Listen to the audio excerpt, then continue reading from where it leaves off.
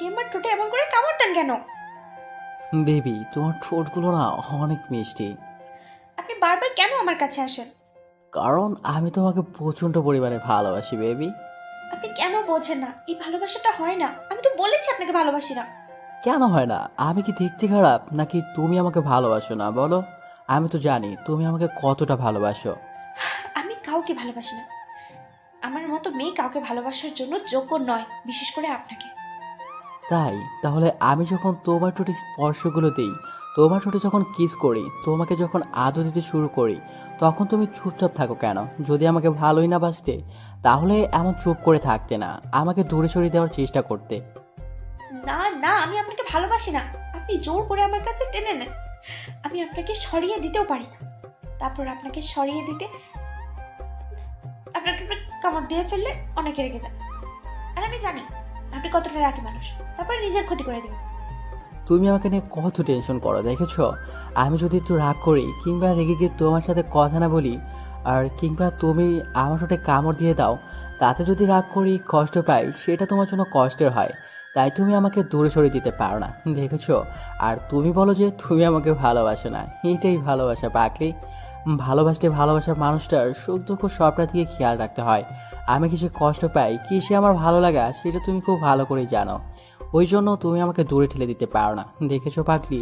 তুমি আমাকে অনেক ভালোবাসো, তাহলে কেন বলো না? মিথ্যা। আমি তো একটা গরিব ঘরের মেয়ে। আমার জন্য ভালোবাসা না। আমি চাইলেও আপনাকে দূরে সরিয়ে দিতে পারবো, কারণ আপনি এই হসপিটাল মালিকের ছেলে। তাহলে আমি কি করে আপনাকে দূরে সরিয়ে দেবো বলেন? সেটা যদি হয় অন্য কেউ, তাহলে তাকে কাছে টেনে নিতে বলো। ছি ছি, আপনি এসব কি বলেন? আমাকে দেখে আপনার এতটা বাজে মেয়ে মনে হয়? আমি গরিব হতে পারি, কিন্তু আমার স্বভাবটা এতটা বাজে নয়। আব্বু আম্মু শিখিয়েছে কার সাথে কেমন বিহেভ করতে হয়। তাছাড়া আপনাকে আমি কেন জানি দূরে সরিয়ে দিতে চাইলেও পারি না। আপনি ততবারই আমার কাছে চলে আসেন। ওইটা তোমার ভালোবাসা বেবি, তুমি কেন বুঝতে পারো না? আর আমি তোমাকে প্রচণ্ড পরিমাণে ভালোবাসি, তুমি সেটা ফিল করতে পারো। হয়তো নিজের অবস্থানের কথা ভেবে আমাকে দূরে সরিয়ে দাও, কিন্তু দেখো, তুমি আমাকে অনেক বেশি ভালোবাসো, আমাকে ছাড়া থাকতেই পারবে না। কেন বুঝতে পারো না জান? তোমার এই অবহেলা আমি আর নিতে পারছি না, অনেক কষ্ট হয়। না না, আমি আপনাকে ভালোবাসি না। না কেন কিছু ফিল করতে চাই না। আমার অবস্থাটা ঠিক আছে। আল্লাহ আমাকে যেখানে রেখেছে অনেক ভালো রেখেছে। আমি চাই না আপনাকে বিয়ে করতে। একটা কথা কি জানেন তো, আমার মতো মেয়ে কাউকে ভালোবাসতে পারে না, কারো ভালোবাসাটা ডিজার্ভ করতে পারে না। আমি ভালোবাসার মতো কোনো মেয়ে নই। আপনি আমার থেকে অনেক ভালো মেয়ে পাবেন।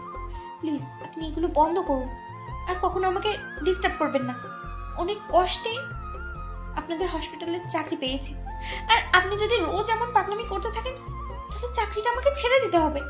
রাগ অভিমান যা দেখানোর আমার উপর দেখাও, বলে ও চাকরিটা ছাড়ার চেষ্টা করবে না। তাহলে তোমার তো কিছু করতে পারবো না, নিজেরই ক্ষতি করে ফেলবো পাগলি। কি কি কি করবেন আপনি? প্লিজ উল্টাপাল্টা কিছু করবেন না। আপনি কিন্তু ভুলভাল কিছু করবেন না প্লিজ। আমি জানি আপনি কতটা রাগী। রাগ অভিমান যা দেখানোর আমার উপরে দেখান। আপনি আমাকে মারেন, বকেন, তারপর নিজের কোনো ক্ষতি করবেন না প্লিজ। না না, আমি তোমার উপর কোনো রাগ দেখাতে পারি না কলিজা। তুমি জানো আমি তোমাকে কতটা ভালোবাসি, তাছাড়া তোমার উপর রাগ দেখাবো কেন? তুমি তো আমার ভাবনি, শোনা কলিজা হয় না ঠিয়া, তাহলে রাগ দেখাবো কেন? আর আমি জানি তুমি আমাকে কতটা ভালোবাসো। যদি আমি নিজেকে কষ্ট দেওয়ার চেষ্টা করি, তুমি সেটা মেনে নিতে পারবে না, ঠিকই আমাকে বুকে আঁকড়ে নেবে, তাই না পাগলি? না না, এমনটা করবেন না প্লিজ। আমি চাই না আমার জন্য কেউ কষ্ট পাক। আমি বুঝতে পারছি আপনি আমাকে চান না। আমি এখানে থাকি তাই তো। আসলে কি জানেন তো, আব্বু আম্মুকে নিয়ে অনেক কষ্ট হয়। অনেক কষ্টে চাকরিটা পেয়েছে। আপনার আব্বু আম্মুকে মায়ের মতো ভালোবাসেন, তাই এখানে পড়ে আছি। আর আপনি যদি এমন করতে থাকেন না, আব্বু আম্মুকে নিয়ে আমাকে এখান থেকে চলে যেতে হবে। আপনি বলে দিন, তাহলে সেটাই হবে। তুমি আমাকে এমন করে বলতে পারছো? আমি তোমাকে একবারও বলেছি এখান থেকে চলে যেতে? তুমি যদি এখান থেকে যাও না, তাহলে আমার থেকে খারাপ আর কেউ হবে না। তুমি শুধু এতদিন আমার ভালোবাসাটা দেখেছো বেবি, তুমি জানো না তোমাকে কতটা ভালোবাসি। তোমাকে ছাড়া একটা দিনও কল্পনা করতে পারি না। ওই জন্যই তো বারবার সব কাজকর্ম ফেলে তোমার কাছে ছুটে আসি। তুমি কেন বোঝো না আমাকে বলো? যবে থেকে তোমাকে ভালোবাসা প্রকাশ করেছি তবে থেকে তুমি আমাকে ইগনোর করতে শুরু করেছো। আচ্ছা, আমার মধ্যে কি এমন বাজে অভ্যাস আছে যার জন্য তুমি আমাকে ভালোবাসতে পারবে না? বলো না জান। আপনি আপনি উল্টাপাল্টা ভাববেন না। আপনার মধ্যে সবই পারফেক্ট আছে, শুধু রাগটা একটু বেশি। সেটা কমিয়ে ফেলেন আর বোঝার চেষ্টা করেন এই সম্পর্কটা হয় না। আপনি একাই শুধু আমাকে ভালোবাসেন, আমি তো আপনাকে ভালোবাসি না। তাহলে এই সম্পর্কটা কি করে হয় বলেন? যেখানে এই সম্পর্কের কোনো ভবিষ্যৎ নেই সেখানে আপনি কোনো নিয়ে কেন ভাববেন? কে বলেছে আমাদের সম্পর্কে ভবিষ্যৎ নেই? তুমি শুধু শুধু ভয় পাচ্ছ। তুমি ভয় পাচ্ছ যে আমার ফ্যামিলি তোমাকে মেনে নেবে কিনা, তাই তো?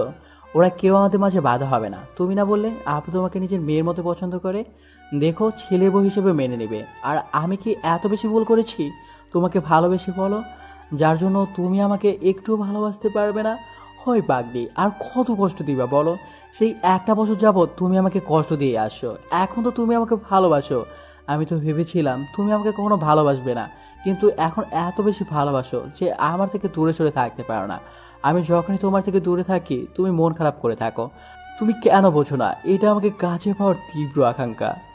আমি কিছু বুঝি না আর বুঝতেও চাই না, আপনিও উল্টা বুঝবেন না। আপনাকে আমি বারবার বলে বোঝাতে পারছি না এই ভালোবাসাটা হওয়া সম্ভব নয়। আপনি কেন বুঝতে পারছেন না বলেন? কি করলে আপনি আমার থেকে দূরে সরে যাবেন?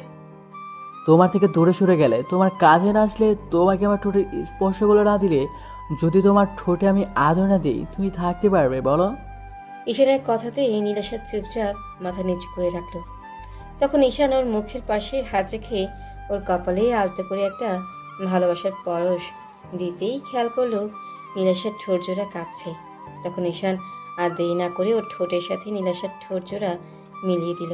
সাথে সাথেই নীলাশা কেমন পাথরের মতো শক্ত হয়ে গেল। তারপর হুটহাট করে যখন মনে করলো এটা ওর বসের ছেলে আর যার সাথে এসব কিছু করা ওর মানায় না, ঈশান হয়তো পাগলামি করতে চায়, কিন্তু দুদিন পর যদি ওকে ভুলে যায় তখন হয়তো ওর কাছেই থাকবে না। আর নীলাশা ঈশানকে প্রচণ্ড পরিমাণে ভালোবেসে ফেলছে, কিন্তু নিজের অবস্থানের কথা ভেবে সবসময় দূরে থাকার চেষ্টা করে। তাতে হয়তো কষ্টটাই বাড়বে, আর নীলাশা চায় না এই সম্পর্কটা হোক। তাতে কষ্টটাই বাড়বে আর ঝামেলা বাড়বে। শেষ পর্যন্ত ওকে এখান থেকে চলে যেতে হবে। আর নীলাশার বয়স্ক বাবা মাকে নিয়ে একা থাকতে হয়, অনেক কষ্টের সংসারটা চালাতে হয়। তাহলে যদি চাকরিটা চলে যায় তাহলে কখনই আর ভালো থাকতে পারবে না, না তুলে দিতে পারবে আব্বু আম্মুর মুখে খাবার। তাই নিজেকে আরো শক্ত করে ঈশানকে সরানোর চেষ্টা করলে ঈশান ওকে আরো শক্ত করে চেপে ধরে। তখন নীলাশা উপায় না পেয়ে ঈশানকে ধাক্কা মেরে দূরে সরিয়ে দেয়। তারপর ঠাস ঠাস করে ওর গালে দুটা থাপ্পড় মেরে দিয়ে বলে, আসলেই আপনি অসভ্য লম্পট। না হলে বারবার একটা মেয়ে যেখানে আপনাকে অসহ্য মনে করে, সেখানে এত বেশি ঘৃণা করে, সেখানে আপনি এইভাবে আমার কাছে আসতেন না। আসলে আপনি একটা বেহায়া। নাহলে আপনাকে শতবার বুঝিয়েও আমি কিছু করতে পারতাম না যে আপনি আমার কাছে আসবেন না। আমি আপনাকে ভালোবাসি না, তারপরেও কেন এরকম পাগলামি করেন বলেন তো? কি চান আপনি? আমার শরীরটা তো? তাহলে বলেন, আমি আপনার সাথে বেড শেয়ার করবো। নীলাশার মুখে এমন দ্বারা কথা শুনেই ঈশানের মুখটা কালো হয়ে গেল। নিমেষের মধ্যেই একদম স্তব্ধ হয়ে গেল। তারপর কিছুক্ষণ নীলাশার মুখের দিকে তাকিয়ে রইল ঈশান, আর রাগটাকে কন্ট্রোল করতে না পেরে পাশে থাকা জানালা গ্লাসে সজোরে একটা ঘুষি মেরে দিল। সাথে সাথে ওর হাত কেটে রক্ত পড়তে শুরু হলো। নীলাশা ঈশানের দিকে যেতে গেলে ও হাতে ইশারায় থামিয়ে দিয়ে রাগী কণ্ঠে বলতে লাগলো, একদম আমার কাছে আসবে না। এত ভালোবাসার পরে যে বুঝতে পারে না তাকে আর ভালোবাসা বোঝানোর কোনো ইচ্ছে নেই। আমি না লম্পট দুচরিত্র? আসলে কি বলো তো, সত্যিকারে ভালোবাসতে নেই কখনো। কি করব বলো? তোমার চোখের মায়ে পড়ে গেছিলাম, তোমার মনটাকে ভালোবেসেছিলাম, তোমার এই সুন্দর ব্যবহারের প্রেমে পড়ে গেছিলাম। বোঝাতে পারলাম না কতটা ভালোবাসি। আজকের পর আর এই মুখও দেখতে পাবে না। ঈশান কথাগুলো বলেই হসপিটাল থেকে বেরিয়ে যায়। আর নীলাশা সেখানেই কান্না করতে করতে বসে পড়ে। যাকে এত বেশি ভালোবাসে তাকে কষ্ট দিয়ে ফেলল। নীলাশা ঈশানের ভালোবাসার কথাটা বোঝাতেই পারল না। ঈশান বাসায় চলে আসে, কিছুতেই গিয়ে নিজেকে শান্ত করতে পারছিল না। মানতেই পারছিল না যাকে এতটা ভালোবাসে সে ওকে এমন করে ইগনোর করলো। আজকে নিজের উপর প্রচণ্ড পরিমাণে রাগ হচ্ছে ঈশানের। তাই কন্ট্রোল করতে না পেরে হাতের কাছে যা পাচ্ছিল তাই ভাঙচুর করতে শুরু করলো। ভাঙচুরের শব্দে আম্মু দৌড়ে রুমে আসলো। ছেলের এমন কর্মকাণ্ডে আম্মু তাড়াহুড়া করে ওর কাছে আসলো আর বলতে লাগলো, আব্বু, কি হয়েছে? এরকম পাগলামি করছো কেন? কে কি বলেছে আমাকে বলো, আমি সব ঠিক করে দেব। এরকম পাগলামি করো না। তুমি এভাবে নিজেকে কষ্ট দিচ্ছ কেন? আর তোমার হাতে এত রক্ত আসলো কোথা থেকে? আমি সব শেষ করে দিব, সব ভেঙে ফেলবো আজকে, সব কিছু আমি নিজের হাতে শেষ করে দেব। আমি কিচ্ছু রাখবো না, প্লিজ আম্মু, আমাকে আটকাতে এসো না। আচ্ছা ঠিক আছে আব্বু, তুমি সব ভেঙে ফেলো, সব নষ্ট করে ফেলো, কিন্তু তার আগে বলো তোমার কি হয়েছে? তুমি এরকম পাগলামি করছো কেন? কে তোমাকে এমন করে রাগিয়ে দিয়েছে? আমাকে একটাবার বলে দেখো, আমি তার সাথে কথা বলবো। কার সাহস হয় আমার আব্বুটাকে এভাবে কষ্ট দেওয়ার? আমি বুঝতে পারছি আমার আব্বুটার খুব কষ্ট পেয়েছে, না হলে এরকম পাগলামি করতো না। আমাকে বলো কি হয়েছে? কার উপর তুমি এরকম রেগে আছো? আম্মু, আমি কোনো কারণে রাগ করিনি, আমার ইচ্ছে হয়েছে তাই আমি ভাঙচুর করছি, নাকি এগুলো করা যাবে না? আব্বুর টাকা পয়সা আছে কি করতে? আমি তার একমাত্র ছেলে, আমি না ভাঙলে এগুলো কে ভাঙবে? নাকি আমি বাসা থেকে বেরিয়ে যাই, তারপর নিজের মতো করে সাজিয়ে তারপর ভাঙচুর করি? আব্বু, তোমার যা ইচ্ছা করো, তারপরও এরকম পাগলামি করো না। আমাকে বলো কে কি বলেছে। তোমার যত খুশি ভাঙচুর করো, টাকা পয়সা তো সব তোমারই জন্যই। কিন্তু এতটুকু তো বলো, আমার ছেলেটাকে কে এমন করে কষ্ট দিল, যার জন্য আমার ছেলেটা এরকম পাগলামি করছে? আমাকে একটাবার বলে দেখো, আমি সব ঠিক করে দেব। তারপরও এরকম পাগলামিটা অন্তত করো না। আম্মু, বললাম তো কিছুই হয়নি, তুমি প্লিজ আমাকে আটকেও না, এখান থেকে যাও, আমার মাথাটা গরম আছে, ভুলভাল কিছু বলে দিলে তখন তোমারই খারাপ লাগবে। আমি না কাউকে ভালোবাসি, না কেউ আমাকে ভালোবাসে, আমি কাউকে চাই না, আমার লাইফে কারোর দরকার নেই, আমি একাই থাকতে পারবো, একা থাকলে তো আর মরে যাবো না। কে ভালোবাসেন আমার ছেলেটাকে বলো আব্বু। কার এত বড় সাহস আমার ছেলেটাকে এমন করে ফিরিয়ে দেয়? আমি দেখছি আমার ছেলেটাকে কে ভালোবাসে না। আমি তার সাথে কথা বলবো, তারপরও তুমি আমাকে বলো কে কি বলেছে। আম্মু, বললাম তো এখান থেকে যাও, প্লিজ আমাকে আর ডিস্টার্ব করো না, তারপর উল্টাপাল্টা কিছু বলে ফেললে তোমারই খারাপ লাগবে, আমাকে প্লিজ একটু একা থাকতে দাও। সেটা না হয় ঠিক আছে, তারপর তুমি একটু শান্ত হও। তুমি সব ভেঙে ফেলো, তারপরও একটু শান্ত হও। আমি এখান থেকে চলে যাচ্ছি, তারপরও তুমি একটু শান্ত হও। আম্মু, তুমি কি চাও আমি নিজের কোনো ক্ষতি করে দেই? তাহলে সেটাই ভালো হবে, বলো, আমি তাহলে সেটাই করব, তারপর আমাকে ডিস্টার্ব করো না। আম্মু বুঝতে পারছে ঈশান খুব বেশি রেগে আছে, আর কিছু একটা হারানোর ভয়ে কিংবা কিছু একটা না পাওয়ার আশঙ্কাতে এরকমভাবে কষ্ট পাচ্ছে। ঈশানের মুখে ভালোবাসার কথাটা শুনে আম্মু বুঝে গেছে হয়তো কোনো মেয়ের জন্য ঈশান এরকম পাগলামি করছে। ঈশান হয়তো কোনো মেয়েকেই খুব বেশি ভালোবাসে, যার জন্য এমন পাগলামি করছে। আম্মু কিছুদিন যাবৎ খেয়াল করছে ঈশান নিজে নিজে কিছু একটা ভাবেই আর একা একাই হাসে, খুব বেশি ভাবতে থাকে। যেটুকু সময় অফিসের দায়িত্ব সেটুকু।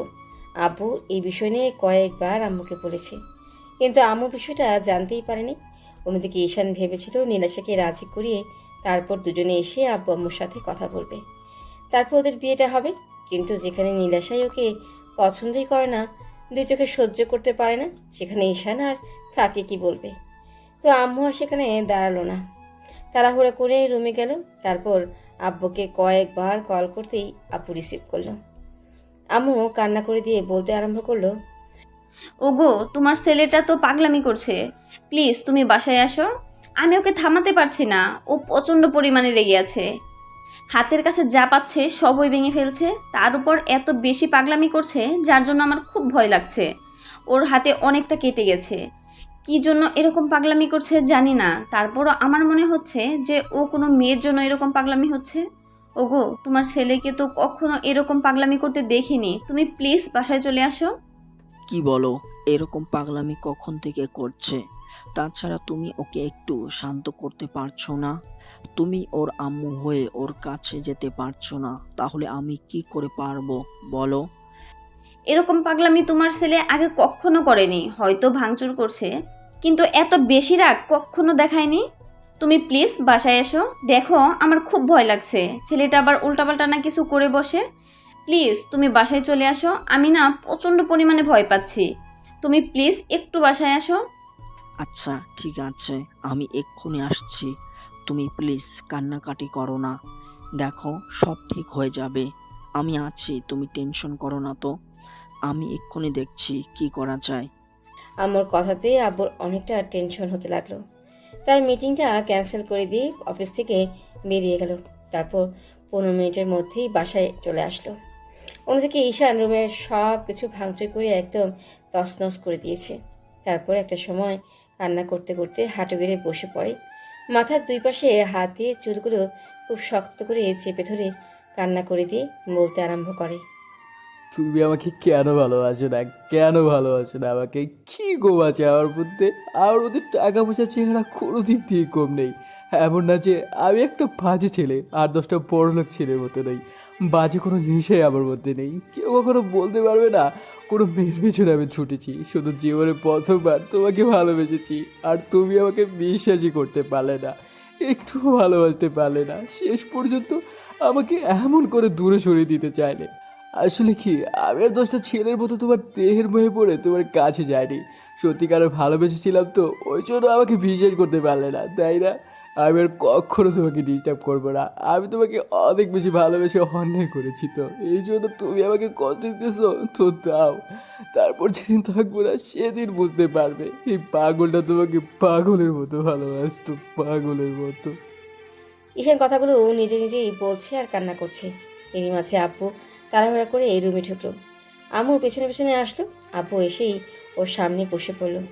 কিছু বলতে যাবে তার আগে ঈশান বলতে আরম্ভ করলো। আমি বললাম না তোমরা আমাকে একা থাকতে দাও, আমাকে একটু ডিস্টার্ব করবে না। তোমরা বারবার কেন আমার কাছে আছে যাও? কি বোঝাতে চাইছো তোমরা আমাকে? কিচ্ছু বোঝাতে হবে না আমাকে, আমি তাকেই বোঝাতে পারিনি। প্লিজ এখান থেকে চলে যাও, প্লিজ। আচ্ছা, আমরা চলে যাব, কিন্তু কে কি বলেছে আমাকে বলো। কে তোমাকে এরকম কষ্ট দিয়েছে? কার জন্য এরকম করে ভাঙচুর করলে? আর তোমার হাতের এই অবস্থা কেন? তোমার আম্মু তোমার জন্য কত কান্নাকাটি করছে, তুমি বুঝতে পারছো না? কার ভালোবাসার জন্য তুমি এরকম পাগলামি করছো? আমাকে বলো, আমাদের ভালোবাসাটা কি তোমার কাছে কিছুই না? নাকি তোমার লাইফে অন্য কারো ভালোবাসাটা খুব বেশি প্রয়োজন? আমাকে বলো। না আব্বু, আমার কিছু হয়নি, আমি ঠিক আছি। নিজের উপরে রাগ করছি। যেখানে নিজেকে বোঝাতে পারিনি সেখানে তোমাকে কি বোঝাবো? হ্যাঁ, তোমাদের ভালোবাসাটা আমার কাছে সব, কিন্তু আমার লাইফে অন্ধকার ভালোবাসাটা চাই। সেটা না পেলে আমার লাইফটা অপূর্ণই থাকবে। হ্যাঁ, আমি ওকে বোঝাতে পারিনি, ব্যর্থ হয়ে গেছি। প্লিজ তোমরা এখান থেকে যাও, আমাকে ডিস্টার্ব করো না। আমি একা থাকতে চাই, সারা জীবনের জন্য একা থাকতে চাই। ঈশান কথাগুলো বলছে আর কান্না করছে। আব্বুকে শান্ত করার জন্য ওকে এক হাতে জড়িয়ে ধরে বলতে লাগলো। আমাকে বলো, কে কি বলেছে? কার জন্য এরকম পাগলামি করছো? আমি সব ঠিক করে দিব। কে আমার ছেলেকে ভালোবাসে না? আমার এত সুন্দর একটা ছেলেকে কে ভালোবাসে না? দেখি কার এত বড় সাহস। আমি তার সাথে জোর করে তোমার বিয়ে দিব। তারপর এরকম পাগলামি করো না। আমি তো জানি আমার ছেলে কতটা ভালো, তাই না? কে ভালোবাসবে না বলো আমাকে? আব্বু এরকম কথা শুনে ঈশানকে বুকে জড়িয়ে ধরে কান্না করতে লাগলো। তারপর বলতে আরম্ভ করলো। আব্বু, আমি নীলাজকে ভালোবাসি, প্রচণ্ড পরিমাণে ভালোবাসি, পাগলের মতো ভালোবাসি। ওকে ছাড়া আমি থাকতে পারবো না, প্রচণ্ড পরিমাণে কষ্ট হবে, হয়তো হয়তো মরেই যাবো। তুমি ওকে বলো না আমাকে ভালোবাসতে। তুমি জানো আমি ওকে কতটা ভালোবাসি।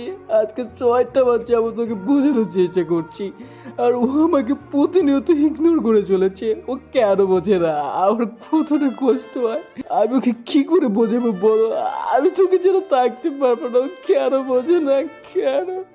কি বলছো তুমি? কোন নীলাশাকে ভালোবাসো? আব্বু, ও আমাদের হসপিটালের নার্স, ওই মেয়েটাকে আমি ভালোবাসি। প্লিজ ওকে বলো না আমাকে একটু ভালোবাসতে। আমার লাইফে ওর ভালোবাসাটা খুব প্রয়োজন। আমি থাকতে পারবো না ওকে ছাড়া, প্রচণ্ড পরিমাণে কষ্ট হবে আমার। তুমি ওকে একটু বুঝিয়ে বলো না।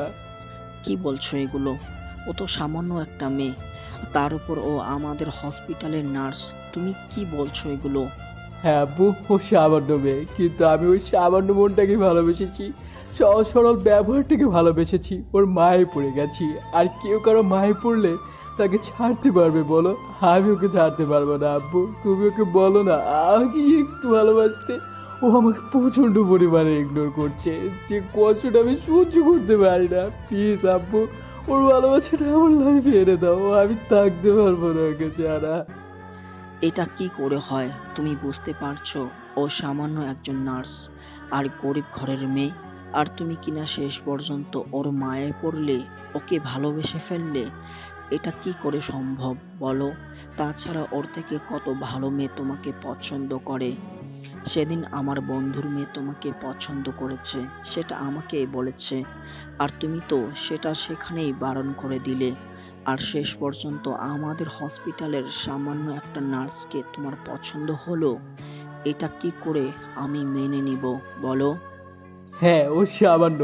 আমি ওই সামান্য মেয়েটাকে ভালোবাসি। ও যদি অন্ধ হয়, ও অঙ্গ প্রত্যঙ্গগুলো নাও থাকে, তারপরেও আমি ওকে ভালোবাসি। আব্বু অত কিছু শুনতে চাই না, কিছু জানতেও চাই না। আমি ওকে ভালোবাসি আর ও কি চায়। আব্বু কি বলবে বুঝে উঠতে পারছে না, তাই চুপ করে আছে। ঈশান বুঝতে পারলো আব্বু ওদের সম্পর্কের বিষয়টা জানতে পেরে হ্যাপি নয়, তাই আব্বুকে ছেড়ে দিল। তারপর কিছুটা পিছিয়ে যেতে লাগলো। তখন আম্মু ওর কাছে যেতে গেলে ঈশান পিছিয়ে গেল আর বলতে আরম্ভ করলো, তোমরা কেউ আমার কাজে আসবে না, আমাকে কিচ্ছু বোঝাতে হবে না। আমি সবটা বুঝে গেছি। নীলাশা ঠিকই বলেছিল যে আমাদের সম্পর্কটা কখনোই হবে না, অন্তত আমার আব্বু সেটা হতে দেবে না।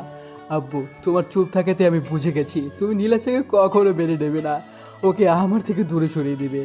এই জন্য ও বারবার বলে এই সম্পর্ক কখনো হবে না। ও বলেছিল জানো, যখন আমি ওকে প্রকাশ করেছি আমি ওকে ভালোবাসি, নীলাশা তোমার দয়াতে চাকরিটা পেয়েছে, তাই সেই দয়াটাও হারাতে চায় না। আর তুমি ওকে স্নেহ করো মেয়ের মতো, তাই তোমার কাছে ও তোমার ছেলেকে চাইতে পারবে না যে কিনা ওকে দয়া করে চাকরিটা দিয়েছে।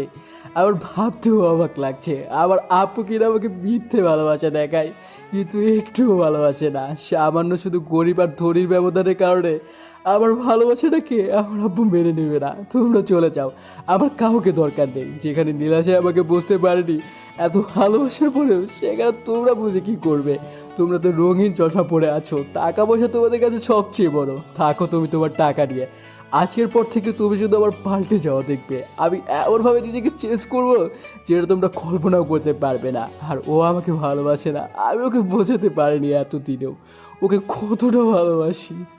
ঈশান কথাগুলো বলে আবারও জানালার গ্লাসে সজোরে কয়েকটা ঘুষি মেরে দিল। সাথে সাথে কাটা জায়গা থেকে আরো রক্ত পড়তে আরম্ভ করলো। আম্মু কান্না করে দিয়ে দৌড়ে ঈশানের কাছে যেতে গেলে ও বলল, একদম আমার কাছে আসার চেষ্টা করবে না। আমি কাউকে ভালোবাসি না, না কেউ আমাকে ভালোবাসে। আমার প্রতি তোমাদের মিথ্যে হয়ে দেখাতে হবে না। তুমি আব্বুর মতো এগোনেই বুঝে থাকো, আমার কাউকে চাই না।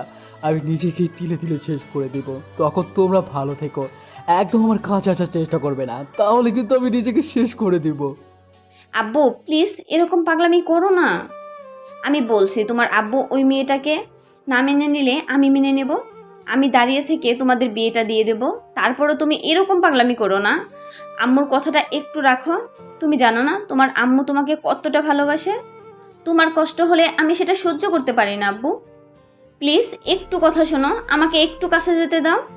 না, কেউ আমার কাছে আসবে না। তোমাদের কারো ভালোবাসা আমার দরকার নেই। আমি আজকে অনেক ভালোভাবে বুঝে গেছি তোমরা আমাকে কতটা ভালোবাসো, যার জন্য আমার ভালোবাসাটাকে মেনে নিতে পারছো না। আর আব্বু, আজকে থেকে তুমি শুধু তোমার ছেলের বাজে চেহারাটাই দেখতে পারবে। ঈশার কথাগুলো বলেই ওয়াশরুমে ঢুকে দরজাটা লাগিয়ে দিই। তারপর শাওয়ারটা ছেড়ে দিয়ে ভিজতে লাগলো আর চিৎকার করে কান্না করতে লাগলো।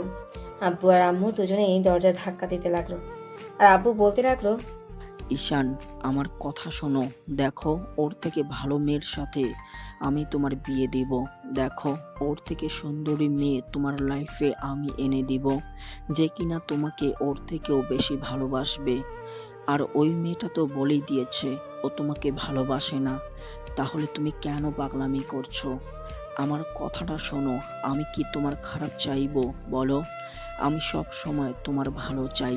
তাহলে কেন এরকম পাগলামি করছো? আমাকে একটু সময় দাও, আমি ওর থেকে ভালো মেয়ে তোমার জন্য এনে দেব। ওর থেকে ভালো মেয়ে আমার দরকার নেই, আবার ওকেই চাই। যেখানে আমি নীলাশাকে বোঝাতে পারিনি, সেখানে তোমাদের কি করে বোঝাবো? আমার আর কারো কথা শুনতে হবে না। আমি বুঝে গেছি তোমরা আমাকে কতটুকু ভালোবাসো। ও আমাকে ভালোবাসে না তো তোমরা সবাই শুধু আমার বলতে যাওয়াটা দেখবে। আমি যে বুকে ওর জন্য ভালোবাসা জন্ম দিতে পারি, সেই বুকে ওর জন্য প্রচণ্ড পরিমাণে অবহেলার ঘৃণাও জন্ম দিতে পারি। ও আজকে থেকে আমার পাল্টে যাওয়া দেখবে। আমি ওকে কত বেশি ইগনোর করতে পারি। ঈশান কথাগুলো বলেই কান্না করতে করতে ফ্লোরে বসে পড়লো। আর আম্মু আব্বু অনেকক্ষণ যাবো তোকে ডাকাডাকি করলো। আম্মু কান্না করতে করতে রুম থেকে বেরিয়ে গেল। আব্বু ডাকাডাকি করেও যখন ওর রেসপন্স পেল না, তখন হতাশ রুম থেকে বেরিয়ে গেল। আম্মু কান্না করছে, তাই আব্বু বলতে লাগলো, আমার কথা শোনো, সব ঠিক হয়ে যাবে। ওই মেয়েটার জন্য 2 দিন পাগলামি করবে, তারপর সবই ঠিক হয়ে যাবে। একটু বোঝার চেষ্টা করো। তোমার ছেলেটা এরকমই, যে জিনিসটা খুব করে চায় সেই জিনিসটার জন্য পাগলামি করে। এখন ওই মেয়েটার প্রতি একটু মায়া পড়েছে, কিন্তু ওকে ভালোবাসে না, আবেগের বশে এরকমটা করছে। দেখো, সব ঠিক হয়ে যাবে। হ্যাঁ, আমার ছেলেটা তো এখনো ছোট আছে, যার জন্য আবেগের বশে এরকম করবে। আসলে কি বলো তো, আমাদের ভালোবাসার কোনো মূল্যই তোমার কাছে নেই। তোমার কাছে নাম, যশ, প্রতিপত্তি, টাকা পয়সা এগুলোই সব কিছু, তাই না? একটা সময় দেখবে তোমার জন্য আমার ছেলেটা শেষ হয়ে যাবে, তারপরে তুমি বুঝতে পারবে আমার ছেলেটা ওই মেয়েটাকে কতটা ভালোবাসতো। ওই মেয়েটা আর আমার ছেলেটা কি এমন অন্যায় করেছে বলো, যার জন্য তুমি ওদের উপর খালি দায়িত্বের বোঝাটা চাপিয়ে দাও। ছোটবেলা থেকে ও নিজের কোনো ইচ্ছে আশা পূরণ করতে পারে না, তুমি ওকে যেটা বলো সেটাই শুনতে হয়। আর তুমি বলো ওর কোনো ইচ্ছে অপূর্ণ রাখুনি, যার জন্য আমার ছেলেটা ভেতরে ভেতরে ভেঙে যাচ্ছে। ছেলেটার বোঝার বয়স হতেই বিদেশে পাঠিয়ে দিলে, তারপর যখন দেশে ফিরে আসলো তখন একটা মেয়েকে ভালোবাসলো, আর তুমি তাকে ওর লাইফ থেকে ফিরিয়ে দিচ্ছ। একটা সময় তুমিও বুঝতে পারবে তুমি কতটা ভুল করেছো, তখন হয়তো আমার ছেলেটা ফুরিয়ে যাবে। শাইলা, আমার কথা শোনো। দেখো, কিছু হবে না। তোমার ছেলে পাগলামি করছে, একটা সময় পাগলামিটা থাকবে না। তারপর দেখো, সব আবার স্বাভাবিক হয়ে যাবে। হ্যাঁ হ্যাঁ হ্যাঁ, আমার ছেলে পাগলামি করে, আর আমিও একটা পাগল, যার জন্য এরকম একটা ছেলের জন্ম দিয়েছি। তুমি আর কিছুই বুঝাতে আসবে না আমাদের। আমার ছেলেটার যদি কিছু হয়ে যায় না, আমি সারা জীবনের জন্য তোমার থেকে দূরে চলে যাব। তুমি যেখানে নিজে ভালোবেসে বিয়ে করেছিলে, সেখানে আমার ছেলেটার ভালোবাসাটা কি তোমার মেনে নিতে খুব বেশি সমস্যা হচ্ছে? তুমি বুঝতে পারছো না, ওই মেয়েটা একটা সাধারণ ঘরের মেয়ে, গরিব ঘরের মেয়ে। ওকে আমার ছেলের পাশে দাঁড় করিয়ে আমি কি করে মানুষকে বলবো যে একটা নার্স আমার ছেলের বউ? আমি কি করে মানুষের সামনে মুখ দেখাবো বলো? বাহ, শেষ পর্যন্ত এরকম একটা কথা বলতে পারলে। ও গরিব বলে কি মানুষ না? তুমিও তো আমাকে গরিব ঘর থেকেই তুলে এনে বিয়ে করেছিলে। আমার আব্বুকে কি বলেছিলে, আমাকে যদি তোমার সাথে বিয়ে না দেয় তাহলে তুলে নিয়ে গিয়ে বিয়ে করবে। আর সেখানে শেষ পর্যন্ত কিনা একটা গরিব ঘরের মেয়েকে তোমার ছেলে ভালোবেসেছে বলে আজকে তুমি এমন করে তাকে দূরে সরিয়ে দিচ্ছ। তোমার কারণে একটা সময় আমার ছেলেটা শেষ হয়ে যাবে, আর সেদিনই আমার শেষ দিন হবে বলে দিলাম। আম্মু কথাগুলো বলেই রুম থেকে বেরিয়ে গেল রান্না করতে করতে। আব্বু কি করবে বুঝে উঠতে পারছে না, চুপচাপ রইল।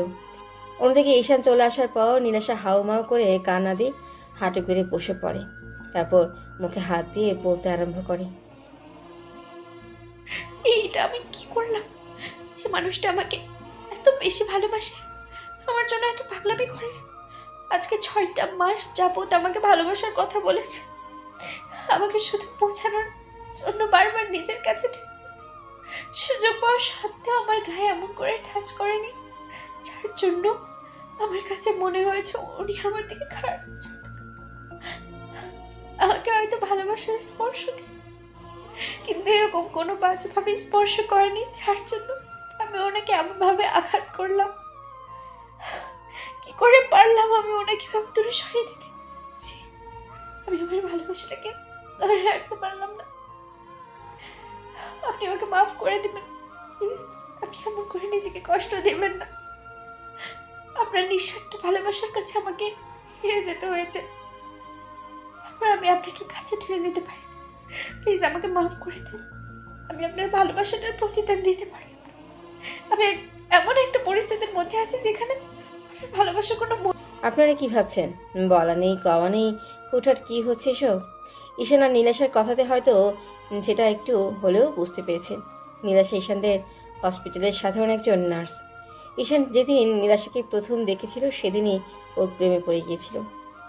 বাইকে ছোটোখাটো অ্যাক্সিডেন্টে পড়ে হাতটা অনেকটাই ছিলে যায়, তারপর ব্যান্ডেজ করার জন্য ওদেরই হসপিটালে আসে।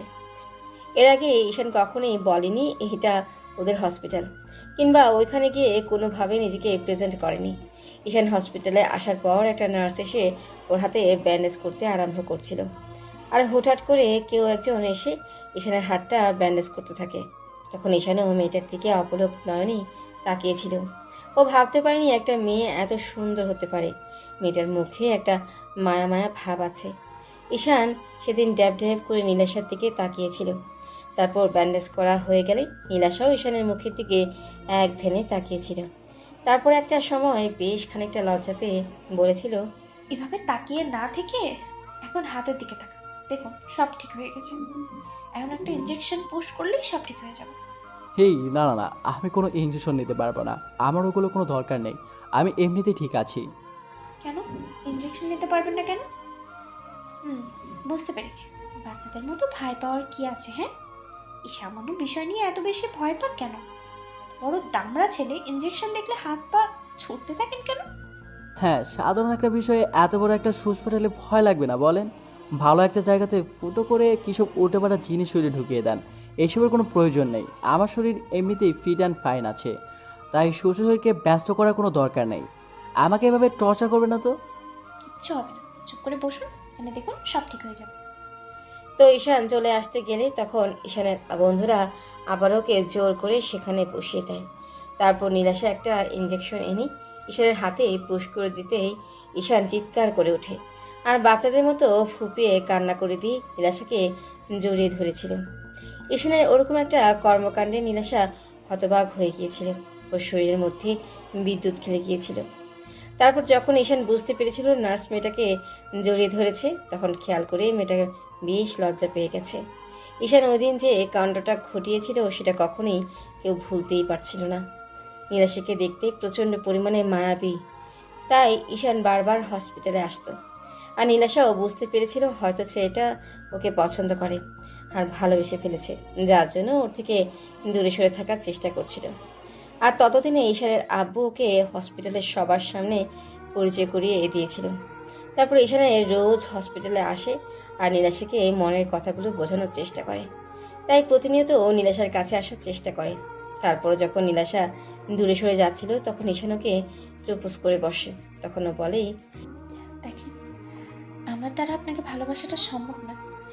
আপনি অনেক বড় লোকের ছেলে, আপনার মুখে এসব ভালোবাসার কথা মানায় না। তার উপরে আমার মতো একটা গরিবের জন্য তো নয়, শুধু শুধু এসব কথা বলে নিজেকে একটা হাসির পাত্র বানাবেন না।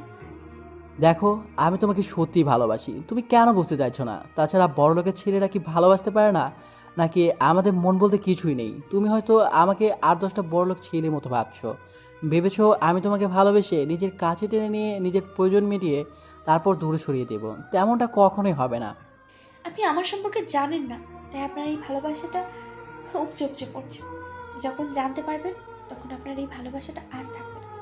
তাই বলছি, আপনি এখনই এখান থেকে চলে যান। আপনাকে আর ভালোবাসা দেখাতে হবে না। আপনি আপনি জানেন না, আমি একটা গরিব পরিবারের মেয়ে। আপনি যদি আমার সম্পর্কে জানতেন তাহলে কখনোই এই ভালোবাসার কথাটা আমাকে বলতে পারতেন না। তুমি কেমন আমি সেটা জানতে চাই না। তুমি কোন পরিবার থেকে এসেছো, তোমার ব্যাকগ্রাউন্ড কি, কয়টা ছেলের সাথে রিলেশন করেছো, আমি কি এইসব ইন্টারভিউ দিতে বলেছি? আমি তোমাকে ভালোবাসি সেটা জানিয়ে দিলাম। আর তুমি যে আমার থেকে সিনিয়র আমি সেটাও জানি। তাই আমি আর কিছু জানতে চাই না। তুমি আমাকে ভালোবাসবে, ব্যাস। তুমি সময় নাও, যত পারো সময় নাও, আর আমার সম্পর্কে জেনে নাও।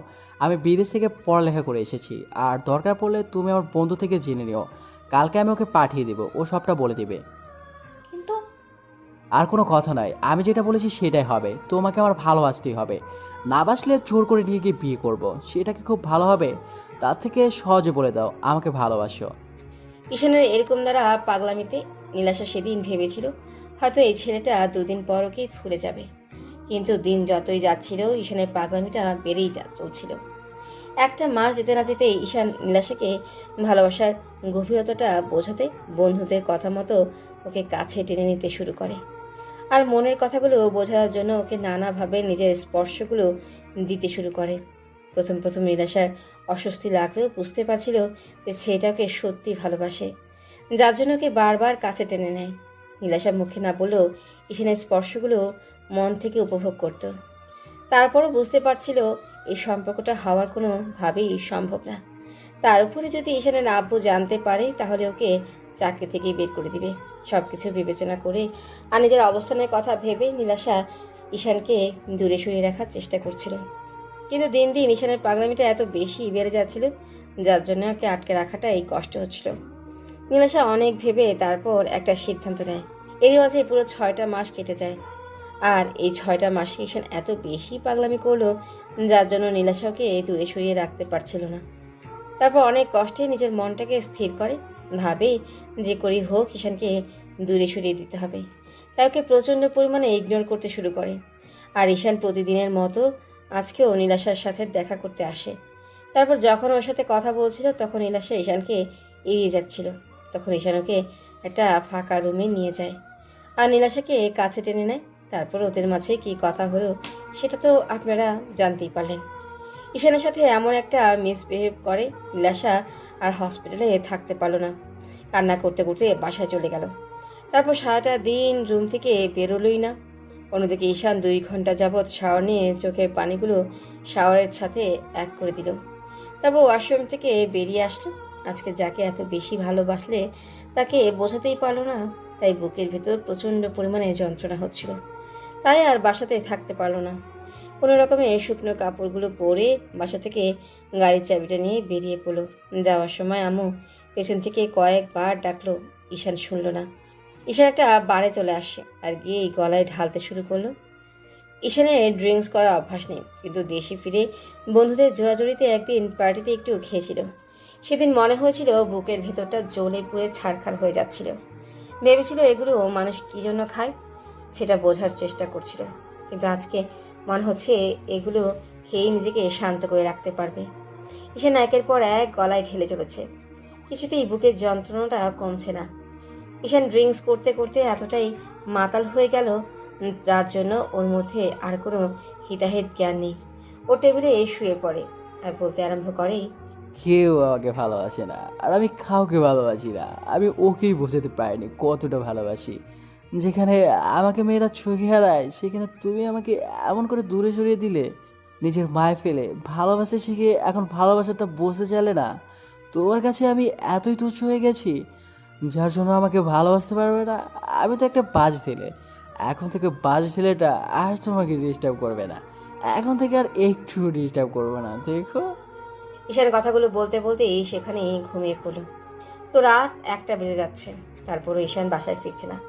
আম্মু কান্না করে পুরো বাসা মাথায় তুলে ফেলেছে। আব্বু বারবার বলছে, শাইলা, শান্ত হও। তোমার ছেলে একটু পরেই বাসায় চলে আসবে। তুমি কান্নাকাটি করছো কেন? কিছু হবে না। তুমি শুধু শুধু পাগলামি করছো। আর একটাও কথা বলবে না। এরপরও তোমার মুখ দিয়ে কথা বেরোচ্ছে? এত কিছুর পরও তুমি নিজেকে স্বাভাবিক রাখতে পারছো? আমার ভাবতেও অবাক লাগছে। তুমি কি না এরকমভাবে নিজেকে স্বাভাবিক রাখতে পারছো? আসলে ছেলেটা তো আর তোমার নয়, আমার। ওই জন্যই আমি নিজেকে স্বাভাবিক রাখতে পারছি না। আম্মুর কথায় দেওয়ার মতো উত্তর আব্বুর কাছে নেই। এটা ঠিক যে উনি শুধু স্ট্যাটাসের কথা ভেবে নিরাশাকে ওনার ছেলে থেকে দূরে সরিয়ে রাখছে। তো আম্মু অনেকক্ষণ যাবৎ কান্না করলো। তারপর যখন আব্বু চুপ করে রইল তখন আম্মু ঈশানের বন্ধু রাজকে কল করলো। তারপর কান্না করে সবটা বলল। সব শোনার পর রাজ বাসা থেকে বেরিয়ে ঈশানকে এদিকে ওদিকে খুঁজতে লাগলো। তারপর যখন পাচ্ছিল না তখন ভাবলো ঈশান সেদিন যে বারে গিয়েছিল হয়তো ওখানটায় থাকতে পারে। রাজ বারের একটা ওয়েটারকে কল করে জানতে পারলো ঈশান ওখানেই আছে। রাজ তাড়াহুড়া করে বারে চলে যায়।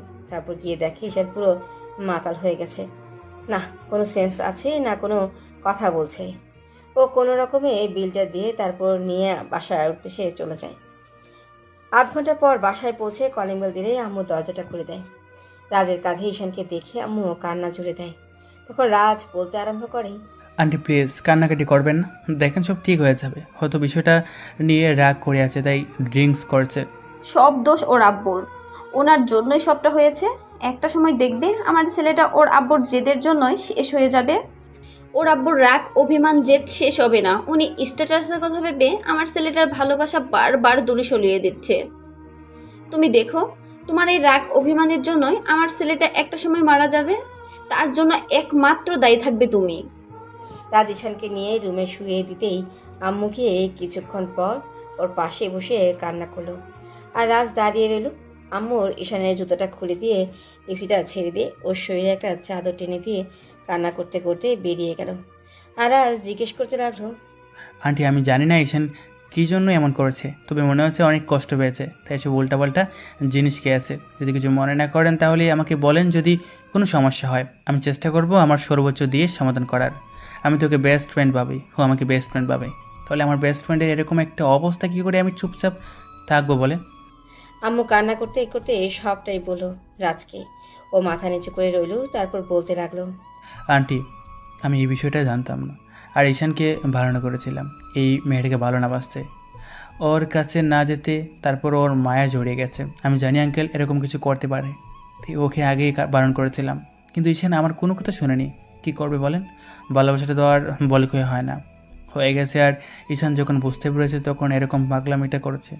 আমি এর থেকে বেশি কিছু বলতে পারলাম না। ওই মেয়েটা অনেক গরিব করে, ওই জন্য হয়তো আঙ্কেল ওকে মেনে নিতে চাইছে না। আম্মু কান্না করতে লাগলো। তখন রাজ নিরুপায় হয়ে বাসা থেকে বেরিয়ে গেল। অন্যদিকে নীলাশা সারা রাত আর ঘুমাতেই পারল না, কান্না করে বালিশ ভেজালো। আম্মু আব্বু ওকে অনেকবার জিজ্ঞেস করলো, তো এভাবে 2-3টা দিন কেটে গেল। আর এই 2-3টা দিন নীলাশার মন খারাপ থাকায় ও হসপিটালে গেল না। এখন ঈশান সকালে বাসা থেকে বের হয়, আর সেই রাত 2টা-3টার দিকে বাসায় ফিরে। হয়তো আব্বু না হলে রাজ ওকে বাসায় দিয়ে যায়। ঈশান প্রচণ্ড পরিমাণে ড্রিঙ্কস করতে শুরু করেছে। তার উপর যদি ওর আব্বু কিংবা আম্মু বারণ করে, আবার সেই ভাঙচুর করতে শুরু করে দেয়, নিজেকে কষ্ট দেওয়ার চেষ্টা করে। এরই মাঝে ঈশান কয়েকবার হাত কেটে ফেলেছে, নিজেকে শেষ করে দেওয়ার চেষ্টা করেছে। ছেলের এমন অধপতন দেখে আম্মু প্রচণ্ড পরিমাণে কান্না করে, আর বারবার আব্বুর কাছে রিকোয়েস্ট করে বলে মেয়েটাকে মেনে নিতে। আর আব্বু তার উল্টো কাজটা করলো। এসব জানতে পারলে ঈশানের আব্বুর প্রতি যতটুকু ভালোবাসা ছিল সেটুকু শেষ হয়ে যাবে। তো আফজাল সাহেব অনেক ভেবে চিন্তে হসপিটালে আসে। তারপর নীলাশাকে ডেকে পাঠায়। নীলাশা অনুমতি নিয়ে ঢুকে, তারপর ওনার সামনে দাঁড়িয়ে বলে, আঙ্কেল আমাকে ডেকেছেন? হ্যাঁ ডেকেছি। আর তোমাকে কি জন্য ডেকেছি সেটা তুমি জানো।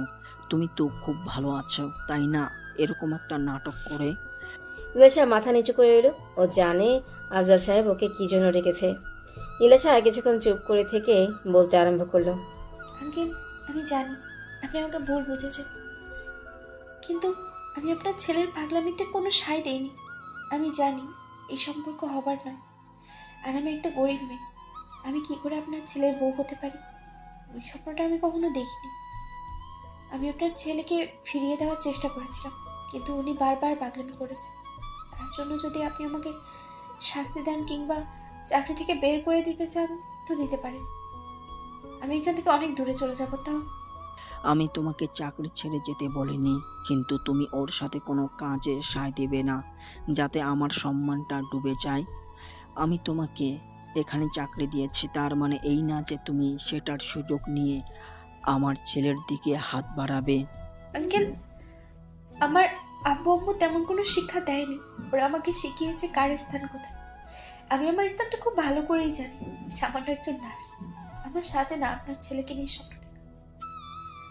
আমি যেখানে নিজেকে নিয়ে স্বপ্ন দেখতে ভুলে গেছি, সেখানে এত বড় স্বপ্নটা দেখা আমার জন্য অনেক অপরাধ হবে। তাই আমি এগুলো ভাবি না। আপনার যদি আমার কথাগুলো বিশ্বাস না হয়, তাহলে আপনি আমাকে শাস্তি দিতে পারেন স্যার। আফজাল সাহেব আর কিছু না বলেই কেবিন থেকে বেরিয়ে যেতেই নীলাশা কান্না করতে করতে দেয়ালের সাথে পিঠ থেকে নিজে বসে পড়ল, আর বলতে লাগলো, সব দোষ আমার জন্যই সবটা হয়েছে। আমি যেখানে যেখানে যাই সেখানেই একটা না একটা ঝামেলা পাকাই। আল্লাহ কি জন্য যে সাদা চামড়াটা আমাকে দিতে গেল। এর থেকে তো আমার চেহারাটাই ভালো ছিল, তাতে অন্তত ছেলেটা আমার দিকে নজর দিত না। এই সুন্দর চেহারাটা আমার জন্য কাল হয়ে দাঁড়াতো না। হয়তো গরিবের পদ্ম ফুল হয়ে জন্ম নিয়েছে। এই পদ্ম ফুলটা যতটা সুন্দর হোক, কেউ তুলে বাসায় নিয়ে যাবে না। আল্লাহ যে মানুষটার কপালে আমি নেই, তাকে আমার জন্য কষ্ট দিও না। আমার কথাটা ছেড়ে দিও, তুমি অন্তত ওনাকে কষ্ট দিও না। আমি এগুলো সহ্য করতে পারছি না। তুমি এর শেষ কোথায় বলে দাও আমাকে। এভাবে পুরো একটা মাস কেটে গেল। এরই মাঝে ঈশা নিজের বেহাল দশা করে ফেলেছে, পুরো পাগল হয়ে গেছে। এদিকে ওদিকে দৌড়ে বেরিয়েছে, আর সেদিনের পর থেকে ঈশান আর হসপিটালে যায়নি। এরই মাঝে কয়েকবার ঈশানের সাথে নীলাশার রাস্তায় দেখা হয়েছে। ঈশান ওকে খেয়ালই করেনি, কিন্তু নীলাশা ওকে দেখলেই নিজেকে আড়াল করে রেখেছে। নীলাশা খুব কাছ থেকে দেখেছে আগে সেই হ্যান্ডসাম স্মার্ট স্টাইলিশ ছেলেটা কেমন যেন পাগলের মতো হয়ে গেছে। চুলদারি বড় হয়ে গেছে আর একদম দেবদাস হয়ে গেছে। পাগলের মতো ঘোরাফেরা করে। তার উপর সবসময় হাতে সিগারেট থাকে। আম্মু রোজ কান্না করে ঈশানকে বোঝানোর চেষ্টা করে। অন্যদিকে আফজাল সাহেবের মনটা সেই পাথর হয়ে আছে। ছেলে এরকম একটা অবস্থা উনি মুখ বুজে সহ্য করে যাচ্ছে, আর আম্মু ওনাকে বলতে বলতে ক্লান্ত হয়ে গেছে। বুঝতে পারে উনি কখনোই ওদের সম্পর্কটা মেনে নেবে না। তাই শেষে আম্মু আব্বুকে বোঝানোটা বন্ধ করে দেয়। আম্মু প্রতিদিন সকালে ঈশানের রুমে গিয়ে দেখে ঈশান ঘুমাচ্ছে, নাহলে উঠে বসে আছে আর কিছু একটা ভাবছে। প্রতিদিনের মতো আজকে রুমে আসে, দেখে ঈশান সিগারেট খাচ্ছে। আম্মু আসতে ঈশান সিগারেটটা ফেলে দিল। তখন আম্মু বলতে লাগলো,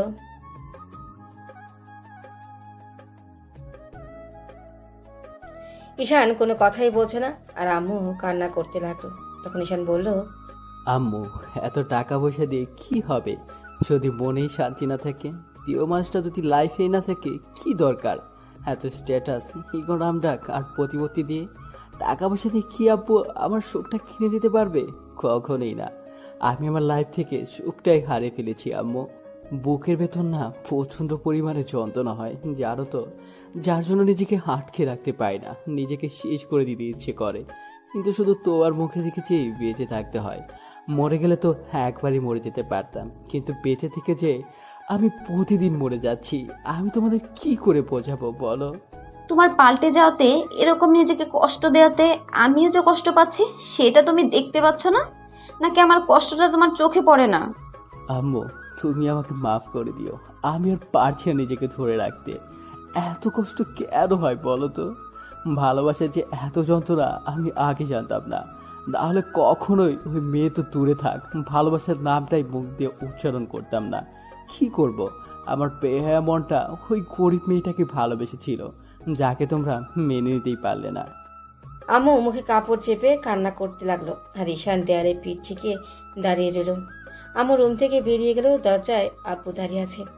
ঈশান কিছুক্ষণ পর বাসা থেকে বেরিয়ে গেল। ঈশান এসব কথা বলতে চায় না, আর সেটাই বারবার ভয়। বুকের ভেতরটা ভেঙে চলে যাচ্ছে। কষ্টগুলো ভুলতে বাড়ি গিয়ে ইচ্ছে মতো ড্রিঙ্ক করলো। সেদিন রাতে আর বাসায় ফিরল না। তখন হোটেলে দুজন ওয়েটার ওকে একটা রুমে দিয়ে আসে। পরদিন বাসায় আসলে আম্মু অনেক কান্নাকাটি করলো, আর আব্বু প্রচন্ড পরিমাণে বকাঝকা করলো, আর বলতে আরম্ভ করলো, তোমাকে অনেক লাই দিয়েছি, আজকের পর থেকে তোমার বাসা থেকে বেরোনো বন্ধ।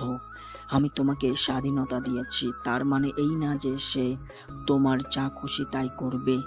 তুমি নিজেকে মৃত্যুর মুখে ঠেলে দিচ্ছ, বুঝতে পারছো না? আমার সম্মানটাকে তুমি ডুবিয়ে ফেলছো। এসব আজে বাজে ছাইপাশকে নিজের শরীরটাকে তো শেষ করে দিচ্ছ, আর তোমার আম্মুকেও কষ্ট দিচ্ছ, আর আমার টেনশনটা বাড়াচ্ছ। আমি তো বলিনি তোমাদের আমাকে নিয়ে টেনশন করতে। তোমরা কিসের জন্য টেনশন করো? তোমার তো সব টেনশন দূর হয়ে গেছে। আমি তো আর ওই মেয়েটার কাছে যাচ্ছি না, না অন্য কোনো মেয়ের সাথে রাত কাটাচ্ছি, যার জন্য তোমার মান সম্মান ধুলোয় মিশে যাচ্ছে। আব্বু ঈশানের এরকম দ্বারা কথাটা শুনেই রেগে ঠাস ঠাস করে ওর গালেই দুইটা থাপ্পড় মেরে দিল। ঈশান আর রাগটাকে কন্ট্রোল করতে না পেরে পাশে থাকা একটা কাঁচের গ্লাস হাতে নিয়ে দেয়ালের সাথে জোরে সরে কয়েকটা ঘুষি দিল, আর বলতে আরম্ভ করলো, বাসা থেকেও তোমার জন্য বেরোবো না, সেটাই ঠিক হবে তো? তাহলে থাকবো, বাসার মধ্যে এখন থেকে থাকবো। ঈশান রুমে গিয়ে দরজা সজোরে লাগিয়ে দিল। আম্মু দরজার সামনে গিয়ে কিছুক্ষণ কান্নাকাটি করলো আর ডাকাডাকি করতে লাগলো। ঈশান আরও কথাই শুনলো না। ও এই একটা মাসে পুরো পাগলের মতো হয়ে গেছে।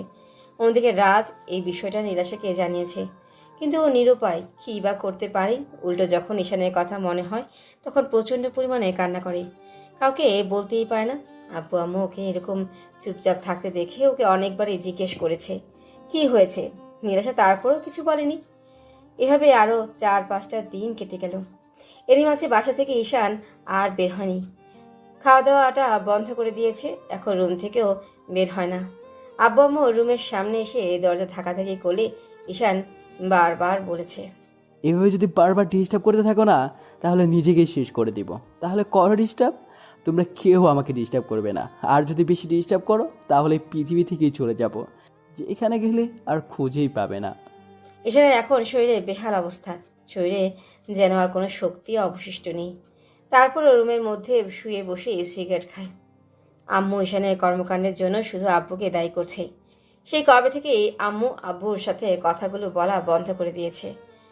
সপ্তম দিনের মাথায় আব্বু রাতে বাসায় আসলে আম্মু আব্বুর পা জড়িয়ে ধরে কান্না করে বলতে লাগলো, ওগো, তুমি আমার ছেলেটাকে বাঁচতে দাও। তুমি ওর ওপর এতটা জুলুম করো না। ও অন্যায় করে থাকলে তার শাস্তি আমাকে দাও, তারপরে ওকে এরকম শাস্তি দিও না। আমি আমার ছেলেটাকে নিয়ে অনেক দূরে চলে যাব। ঈশান ওই মেয়েটাকে বিয়ে করলেই তো তোমার সমস্যা। ওর সাথে তুমি ঈশানকে মেনে নিতে পারবে না তো? তোমার সম্মানে দাগ লেগে যাবে তো? তেমন কিছুই হবে না। তার আগেই আমরা এখান থেকে অনেক দূরে চলে যাব। তারপরে আমার ছেলেটাকে দয়া করে বাঁচতে দাও। ওর ভালোবাসাটাকে এভাবে কেড়ে নিয়ে ওকে নিঃস্ব করে দিও না। আমাকে একটু দয়া করো। আমি আমার ভালোবাসা থেকে তোমার কাছে ভিক্ষা চাইছি। আমার ছেলেটার জীবন তুমি ভিক্ষে দাও। আম্মুর এত আকুতি মিনতির পরও আব্বু কিছু বলছিল না। আম্মু আধ ঘন্টা যাবত ওনার পা জড়িয়ে ধরে কান্না করলো, কথাগুলো বললো। তারপর যখন আব্বু শুনলো না, তখন আম্মু কান্না করতে করতে রুম থেকে বেরিয়ে গেল। অন্যদিকে ঈশানের শরীরের বেহাল দশা হয়ে গেছে। কেউ আর ওই দিনের পর থেকে ঈশানের রুমে যেতে পারেনি। আম্মু যতবার রুমে যাওয়ার চেষ্টা করেছে, ঈশান ততবারই নিজের ক্ষতি করে দিবে বলেছে। কিন্তু এখন যেন শরীরে আর চলছিল না। যেটুকু শক্তি অবশিষ্ট ছিল, নেশা করে সেটাকে যেন শেষ করে দিয়েছে। এখন নিঃশ্বাসটা ত্যাগ করাটাই সময়ের ব্যাপার হয়ে গেছে।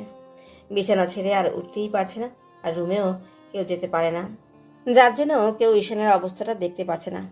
রাতে ঈশান শুয়ে শুয়ে ভাবছে, এরপর হয়তো আর কখনো পৃথিবীর আলোটা দেখা হবে না, কারণ শরীরটা আর সায় দিচ্ছে না।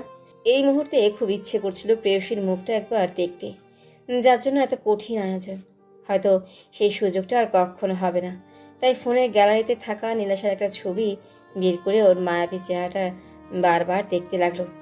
তারপর একটা সময় নিজেই বলতে লাগলো, খুব বেশি ভালোবেসে ফেলেছিলাম তো, ওই জন্য বুঝতেই পারলে না প্রেয়সী। তোমাকে আর কিভাবে বোঝাবো, যেখানে আব্বু আম্মুকে বোঝাতে পারলাম না। আর তুমি তো অন্যর মেয়ে ছিলে, আমার আর কিছু বোঝানোর নেই তোমাকে। আজকের পর হয়তো তোমাকে আর দেখতে পারবো না, সামনে থেকে দেখতে না পারলেও ফোনে তোমাকে একবার শেষবারের মতো দেখে নিলাম পাগলি। তবে জানো তো পাগলি, আমি যদি কখনো আল্লাহর কাছে কিছু চাওয়ার সুযোগ পাই না, শুধু তোমাকেই চাইবো। ভেবে নিব হয়তো আমার কপালে তুমি ছিলে না। তবে একটা কথা মনে রেখো, ভুলেও কখনো কাউকে ভালোবেসে ফেলো না, না হলে আমার কষ্টটা সেই দিন বুঝতে পারবে। বুকের মাঝে প্রচণ্ড পরিমাণে যন্ত্রণা হচ্ছে, তাই আর থাকতে পারলো না। আস্তে আস্তে ঈশানের চোখ জোড়া বন্ধ হয়ে আসলো। পরদিন যখন আম্মু ওকে ডাকতে আসলো, তখন ঈশানের কোনো সারা শব্দ পাচ্ছিল না। তখন আম্মু কান্না করতে করতে পুরো বাড়ি মাথায় করে ফেললো। আব্বু দৌড়ে এসে বলতে লাগলো, শাইলা, কি হয়েছে? এইভাবে চিৎকার করছো কেন? ওগো, আমার মনে হয় আমার ছেলেটা উল্টাপাল্টা কিছু করে ফেলেছে। প্লিজ তুমি দরজাটা ভেঙে ফেলো। ও কথা বলছে না। আমি সেই আধ ঘন্টা যাবৎ ছেলেটাকে ডেকে যাচ্ছি। ও যেটা বলেছিল সেটাই করেছে। দেখেছো, তোমার রাগের কাছে আমার ছেলেটাকে হারিয়ে ফেলছি। এরই মাঝে বাসার কাজের লোকগুলো সেখানে আসলো। আব্বু কাজের লোকের সাহায্যে দরজাটা ভেঙে ফেলল। ঈশান বিছানা এলোমেলো হয়ে পড়ে আছে। আব্বু গিয়ে ওকে ডাকতে লাগলো। ঈশানের কোনো সারা শব্দ নেই। আম্মু কান্না করতে করতে এই ফোনটা হাতে নিয়ে খেয়াল করলো সেখানে একটা মেয়ের ছবি। বুঝতে বাকি রইল না এই মেয়েটার জন্য ছেলেটা এমন পাগলামি করছে। আব্বু অনেক ডাকাডাকি করেও কোনো কাজ হলো না। তখন কাজের লোকের সাহায্যে ধরাধরি করে ঈশানকে ওদের হসপিটালে নিয়ে গেল। আফজাল সাহেব চিৎকার করে ডাক্তার ডাকতেই ডক্টর এসে ওনার সামনে দাঁড়ালো, আর ঈশানের এমন অবস্থা দেখে বলতে আরম্ভ করে, আফজাল সাহেব, ছেলের এই অবস্থা কেন? কি হয়েছে? ডক্টর, আগে আমার ছেলেকে বাঁচান। নার্স, কুইক অক্সিজেন রেডি করো, ওকে থিয়েটারে নিয়ে যাও। ডক্টরের কথাতে তাড়াহুড়া করে নীলাশা আসলো। আর এসে যাকে দেখলো তাকে দেখার পর বুকের ভেতরটা কেঁপে উঠল। ওর চোখ দিয়ে আপনা আপনি পানি বের হতে শুরু করলো। তারপরও সব কিছু ভুলে গিয়ে ঈশানকে স্ট্রেচারে করে অপারেশন থিয়েটারের দিকে নিয়ে যেতে লাগলো। নীলাশা ঈশানের মুখের দিকে তাকিয়ে আছে। ওর প্রচণ্ড পরিমাণে ভয় হচ্ছে। মনে হচ্ছে এই মানুষটা ওর থেকে দূরে চলে যাবেই, হয়তো আর কখনো এই মানুষটার মুখটা দেখতে পারবে না। অপারেশন থিয়েটারে নিয়ে যেতেই ডক্টর অপারেশন শুরু করে দেয়, আর বুঝতে পারে অনেকগুলো ঘুমের ওষুধ খেয়ে নিয়েছিল, যার জন্য শরীরের অবস্থা খারাপ হয়ে গেছে। আর না খেয়ে থাকার ফলে শরীরটা নিঃশেষ হয়ে গেছে। নিঃশ্বাস নিতেই ওর কষ্ট হচ্ছে। 1 ঘন্টা পর ডক্টর বেরিয়ে আসে। তারপর বেরিয়ে আসতেই আম্মু বলতে আরম্ভ করে, ডক্টর, আমার ছেলের কি অবস্থা? ও বাঁচবে তো? আমি ওকে আবার সে আগের মতো আগের অবস্থায় ফিরে পাবো তো? ও আমাকে আম্মু বলে ডাকবে তো? ম্যাডাম, আপনি শান্ত হন। ঈশান ঠিক আছে, আসলে অনেকটা টেনশন করছে, আর অনেকদিন যাবৎ খাবারটাও ঠিকমতো খায় না। তার উপর কাল রাতে মনে হয় অনেকগুলো স্লিপিং পিল খেয়ে নিয়েছিল, যার জন্য এই অবস্থা হয়েছে। টেনশন করবেন না, সব ঠিক হয়ে যাবে। কিন্তু এটা বলুন তো, ছেলেটার এই অবস্থা হলো কি করে? ডক্টরের কথা শুনে আম্মু হাউমাউ করে কান্না করে দিল। আফজাল সাহেব মাথা নিচু করে রইল। এই মাঝে আম্মু খেয়াল করলো কিছুটা দূরে একটা মেয়ে দাঁড়িয়ে কান্না করছে। আম্মুর বুঝতে বাকি রইল না এটাই ওনার ছেলের সেই অবাধ্য ভালোবাসা। হসপিটালে আনার আগে ঈশানের হাতে যখন ফোনটা ছিল তখন আম্মু এই মেয়েটার ছবিটাই দেখেছিল। নীলাশাকে দেখে আম্মু ওর কাছে আসলো, তারপর একটা হাত ধরে বলতে আরম্ভ করলো। তুমি নীলাশা তাই না? নীলাশা মাথা নিচু করে নিল। আম্মু ওর হাতটা 2 হাতে জোর করে ধরে বলতে লাগলো। দেখেছো মামুনি, তোমাকে ভালোবেসে আমার ছেলেটার কি অবস্থা হয়েছে। আমার ছেলেটাকে একটু দয়া করো, একটু তোমার ভালোবাসাটা ভিক্ষে দাও। আমি কথা দিচ্ছি, ওর আব্বু মেনে না নিলেও আমরা এখান থেকে অনেক দূরে চলে যাব। তারপর আমার ছেলেটাকে একটু বাঁচতে দাও।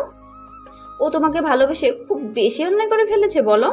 ও খুব বেশি অপরাধ করে ফেলেছে বলো? তোমার ভালোবাসাটা কি ওর জন্য এত বেশি অন্যায় ছিল? আমি তোমার পায়ে ধরে ওর ভালোবাসাটা ভিক্ষে চাইছি, তারপরে তুমি ওকে ফিরিয়ে দিও না। ও বাঁচতে পারবে না তোমাকে না পেলে। আমার একমাত্র ছেলেটাকে একটু বাঁচার সুযোগ দাও। আমাদের মা ছেলের ওপর এটুকু দয়া করো। আম্মু নীলাশার পা ধরতে গেলে ও সরে গেল। আর আব্বু বলতে লাগলো। শাইলা, কি পাগলামি করছো তুমি? চুপ, একদম চুপ। আর একটাও কথা বলবে না তুমি। আজকে তোমার জন্য আমার ছেলেটার এই অবস্থা। তুমি আমাকে আর আমার ছেলেকে অনেক দয়া করেছো, আর করতে হবে না। এবার অন্তত আমাকে ছেড়ে দাও। এবার অন্তত আমার ছেলেটাকে বাঁচতে দাও। আমি ওকে নিয়ে এখান থেকে অনেক দূরে চলে যাব। সেখানে তুমি আর তোমার কোনো স্ট্যাটাসই থাকবে না। শাইলা, আমার কথাটা শোনো। আমি আর কিচ্ছু শুনতে চাই না। তুমি আমার নামটাও ধরে ডাকবে না। তোমার ভালোবাসার উপর থেকে আমার পুরো বিশ্বাসটাই উঠে গেছে। তোমার প্রতি এখন শুধু আমার ঘৃণাটা জমে গেছে, ঘৃণা। শুধু তুমি আমার স্বামী বলে তোমাকে এতদিন কিচ্ছু বলিনি, কিন্তু আজকে আমি আর থামবো না। মামুনি, তুমি আমাকে একটু দয়া করো। আমি তো তোমার মায়ের মতো বলো। তোমার মা যদি তোমার কাছে কিছু ভিক্ষে চাইতো তাহলে তুমি দিতে না বলো? আমার ছেলেটাকে একটু বাঁচতে দাও, একটু ওকে ভালোবাসাটা ভিক্ষে দাও। আমি সারা জীবন তোমার কাছে কৃতজ্ঞ থাকবো। আম্মুর এরকম দ্বারা কথাতে নীলাশা সেখানে থাকতে পারল না। কান্না করতে করতে দৌড়ে ওয়াশরুমে ঢুকে গেল। তারপর কিছুক্ষণ চোখে মুখে পানি দিল আর বেসিনের সামনে দাঁড়িয়ে ফুপিয়ে ফুপিয়ে কান্না করতে লাগলো। এটা এটা আমি কি করলাম? যে মানুষটা আমাকে নিজের থেকে বেশি ভালোবাসে তাকে এমন করে কষ্ট দিলাম। এর থেকে তো উপরওয়ালা আমাকে দিয়ে গেলেই পারত। আমি সব জায়গাতে যাওয়াকে বিলাসত আমাকে যে এত বেশি ভালোবাসে তাকে এত বেশি কষ্ট দিয়ে ফেললাম। আমি কি করে ওনার সামনে গিয়ে দাঁড়াবো? উপরওয়ালা আমাকে এমন একটা কপাল দিয়ে পৃথিবীতে পাঠিয়েছে যে ওনার কপালে ভালোবাসার লেখা নেই। এরই মাঝে এখানে সব ফ্রেন্ড বিষয়টা জানতে পেরে হসপিটালে চলে আসছে। আর রাজ এসেই আম্মুকে একটা জায়গায় নিয়ে জোর করে বসালো। আর আম্মু বারবার ওকে বলতে লাগলো। রাজ, আমার ছেলেটাকে আবার আগের মতো ফিরিয়ে দে আব্বু। আমি ওকে ছাড়া থাকতে পারবো না। তুই তো জানিস ও আমার একমাত্র ছেলে। তুই তো আমার ছেলের মতো, বল। তুই তোর বন্ধুকে একটু বল না। আমি ওকে নিয়ে এখান থেকে অনেক দূরে চলে যাব। ওই মেয়েটাকে আমি অনেক বুঝিয়েছি, তারপরও নিজের জেদের কাছে অটল। ও হয়তো ঈশানের আব্বুর জন্য ওকে অমন করে দূরে সরিয়ে দিচ্ছে। আমি বুঝতে পারছি ও হয়তো ঈশানকে ভালোবাসে, কিন্তু নিজের অবস্থানের কথা ভেবে ওকে দূরে সরিয়ে দিচ্ছে। আম্মু অনেকক্ষণ যাবৎ রাজার একটা হাত ধরে কান্নাকাটি করতে লাগলো। রাজার উপায় না পেয়ে নীলাশাকে খুঁজতে লাগলো। তারপর নীলাশাকে খুঁজে পেল হসপিটালের এক কোনায়। নীলাশা দেয়ালে পিঠ থেকে কান্না করছে। এমন কিছু দেখে রাজ বলতে আরম্ভ করলো। এই কি, আপনি কান্না করছেন কেন? আপনার তো খুশি হওয়ার কথা। যে মানুষটা আপনি এমন করে ইগনোর করেছেন, যে আপনাকে ভালোবাসে তাকে তো দূরে সরিয়ে দিয়েছেন, ছেলেটাকে এমন করে কষ্ট দিতে পেরেছেন, তাহলে আপনার না খুশি হওয়ার কথা? তাহলে কান্না করছেন কেন? আপনি তো আজকে হাসবেন, অনেক বেশি খুশি হবেন, তাহলে কান্না করছেন কেন? ভাইয়া, আপনি আমাকে মাফ করে দিবেন। আমি নিরুপায়। আমি পারবো না ওনাকে নিজের কাছে টেনে নিতে, না ওনার বুকে ঠাঁই খুঁজে নিতে। আমি অনেক বড় অন্যায় করে ফেলেছি। আমি এই সুন্দর চেহারা নিয়ে জন্ম নিয়ে অনেক বড় পাপ করে ফেলেছি। আমি বুঝতে পারিনি যে আমার জন্য একটা মানুষ এভাবে কষ্ট পাবে আর নিজেকে এত বড় কষ্ট দেবে। আপনি আমাকে মাফ করে দেন, আমি এখান থেকে অনেক দূরে চলে যাব। এত কিছুর পরও আপনার কাছে মনে হচ্ছে আপনি নিজেই অপরাধ করছেন? আপনি তো অপরাধ করছেন ওকে কষ্ট দিয়ে। আপনি কখনো ভালো থাকতে পারবেন না। আমি বলে দিচ্ছি, আজকে ওর যদি কিছু হয়ে যেত না, এর জন্য একমাত্র আপনি দায়ী থাকতেন। আপনি কখনো ভালো থাকতে পারবেন না। আর যদি কখনো কাউকে ভালোবেসে ফেলেন না, তাহলে বুঝতে পারবেন এই ভালোবাসার মধ্যে কতটা যন্ত্রণা রয়েছে। আমি নিরুপায়, আমি ওনাকে নিজের কাছে টেনে নিতে পারিনি। আপনি আমাকে মাফ করবেন। আমি জানি আপনি আঙ্কেলের জন্য এরকম করছেন, কিন্তু আপনি তো একটাবার ওকে বলতে পারতেন যে আপনার অবস্থার দিকে আপনি ওকে ভালোবাসতে পারছেন না। অন্তত আমাকে বলতে পারতেন। আমি তো বারবার এসে আপনাকে জিজ্ঞেস করেছিলাম কী জন্য আপনি এমনটা করছেন। অন্তত ঈশানের আম্মুর কাছে বলতে পারতেন। আমি তো বলছিলাম যে ওর আম্মু কতটা কান্নাকাটি করেছে, ওর আম্মু সব কিছুতে রাজি আছে, উনি শুধু ওনার ছেলের মুখে হাসি দেখতে চায়। আর আপনি কি করলেন? ওকে এমন করে ইগনোর করলেন যে যার জন্য ছেলেটাই এমন একটা অবস্থা। আজকে ছেলেটার মরে গেলেই হতো আপনি খুশি হতেন না? প্লিজ ভাইয়া, চুপ করুন। এইসব মাঝে মাঝে কথা বলবেন না। ওনার কিছু হবে না, আমি মরে যাব, সেটাই ঠিক হবে। আমি চলে গেলেই তো কেউ কষ্ট পাবে না, সেটাই ভালো হবে। বুঝেছি, আপনার সাথে কথা বলে কোনো লাভ নেই। এসব বিষয় নিয়ে আপনাকে আর বলবো না। ঈশানের আম্মু ওকে নিয়ে অনেক দূরে চলে যাবে। আন্টি বুঝতে পেরেছে আপনি ঈশানকে ভালোবাসার পরও কখনো মেনে নেবেন না। রাজকে আম্মুর সাথে কথা বলে সব শোনার পর আম্মু বলতে লাগলো, আমার সব বোঝা হয়ে গেছে। কেউ কারোর জন্য না, আমি আমার ছেলেকে নিয়ে এখান থেকে অনেক দূরে চলে যাব। সারাটা দিন ঈশানের জ্ঞান ফিরল না। রাত 12টার দিকে নীলাশা বাসায় যেতেই ওর আব্বু বলতে আরম্ভ করলো। মামুনি, তোমার সাথে কিছু কথা আছে। নীলাশা আব্বুর সামনে দাঁড়াতেই উনি বলতে আরম্ভ করলো, শোনো মামুনি, আমি তোমার বিয়ে ঠিক করে ফেলেছি। কিছুদিন যাবৎ ভেবেছি, তোমার বয়স হয়েছে, আমাদেরও বয়স হয়েছে, যে কোনো সময় আমরা চোখ বন্ধ করে নিতে পারি। তাই আমি চলে যাওয়ার আগেই চাই আমার মেয়েটা কোথাও ভালো আছে সেটা দেখে যেতে। কিন্তু আব্বু, আর কোনো কিন্তু নয়, আমি যেটা বলছি সেটাই হবে। তুমি বা কতদিন এভাবে থাকবে বলো? আব্বু, আমি চলে গেলে তোমাদের কি হবে? আমি যদি বিয়ে করে এখান থেকে চলে যাই, তাহলে তোমাদের কে দেখবে? সেটা তোমাকে দেখতে হবে না। ছেলেপক্ষ সবাই শুনেছে, ওরা সবটা জেনে শুনেই রাজি হয়েছে। ওরা বলেছে বিয়ের পর তোমাকে চাকরিটা করতে হবে না। ওরা সব কিছুতেই রাজি আছে। আর এটাও বলে দিয়েছে আমাদের ফ্যামিলির পুরো দায়িত্বটা ওদের। ছেলে তোমাকে অনেক আগে থেকেই পছন্দ করেছে। তাই আমি চাই না এরকম একটা ভালো সম্বন্ধ হাতছাড়া করতে। হয়তো আমাদের একটু কষ্ট হবে, তারপরেও যে টাকাটা আছে সেই দিয়ে আমরা দিব্যি চলে যাব। তুমি টেনশন করো না আমাদের নিয়ে। নীলাশা কিছু বলার আগেই আম্মুকে বোঝাতে লাগলো। নীলাশা রুমে চলে গেল। তারপর বালিশে মুখ গুজে অনেকক্ষণ কান্না করলো। সারা রাত নীলাশা ঘুমাতেই পারল না। শুধু ভাবলো এবার ঈশানকে সারা জীবনের জন্য দূরে সরিয়ে দিতে হবে। পরদিন নীলাশা হসপিটালে আসতেই বুঝতে পারলো ঈশানের জ্ঞান ফিরেছে। আরও প্রচণ্ড পরিমাণে পাগলামি করছে।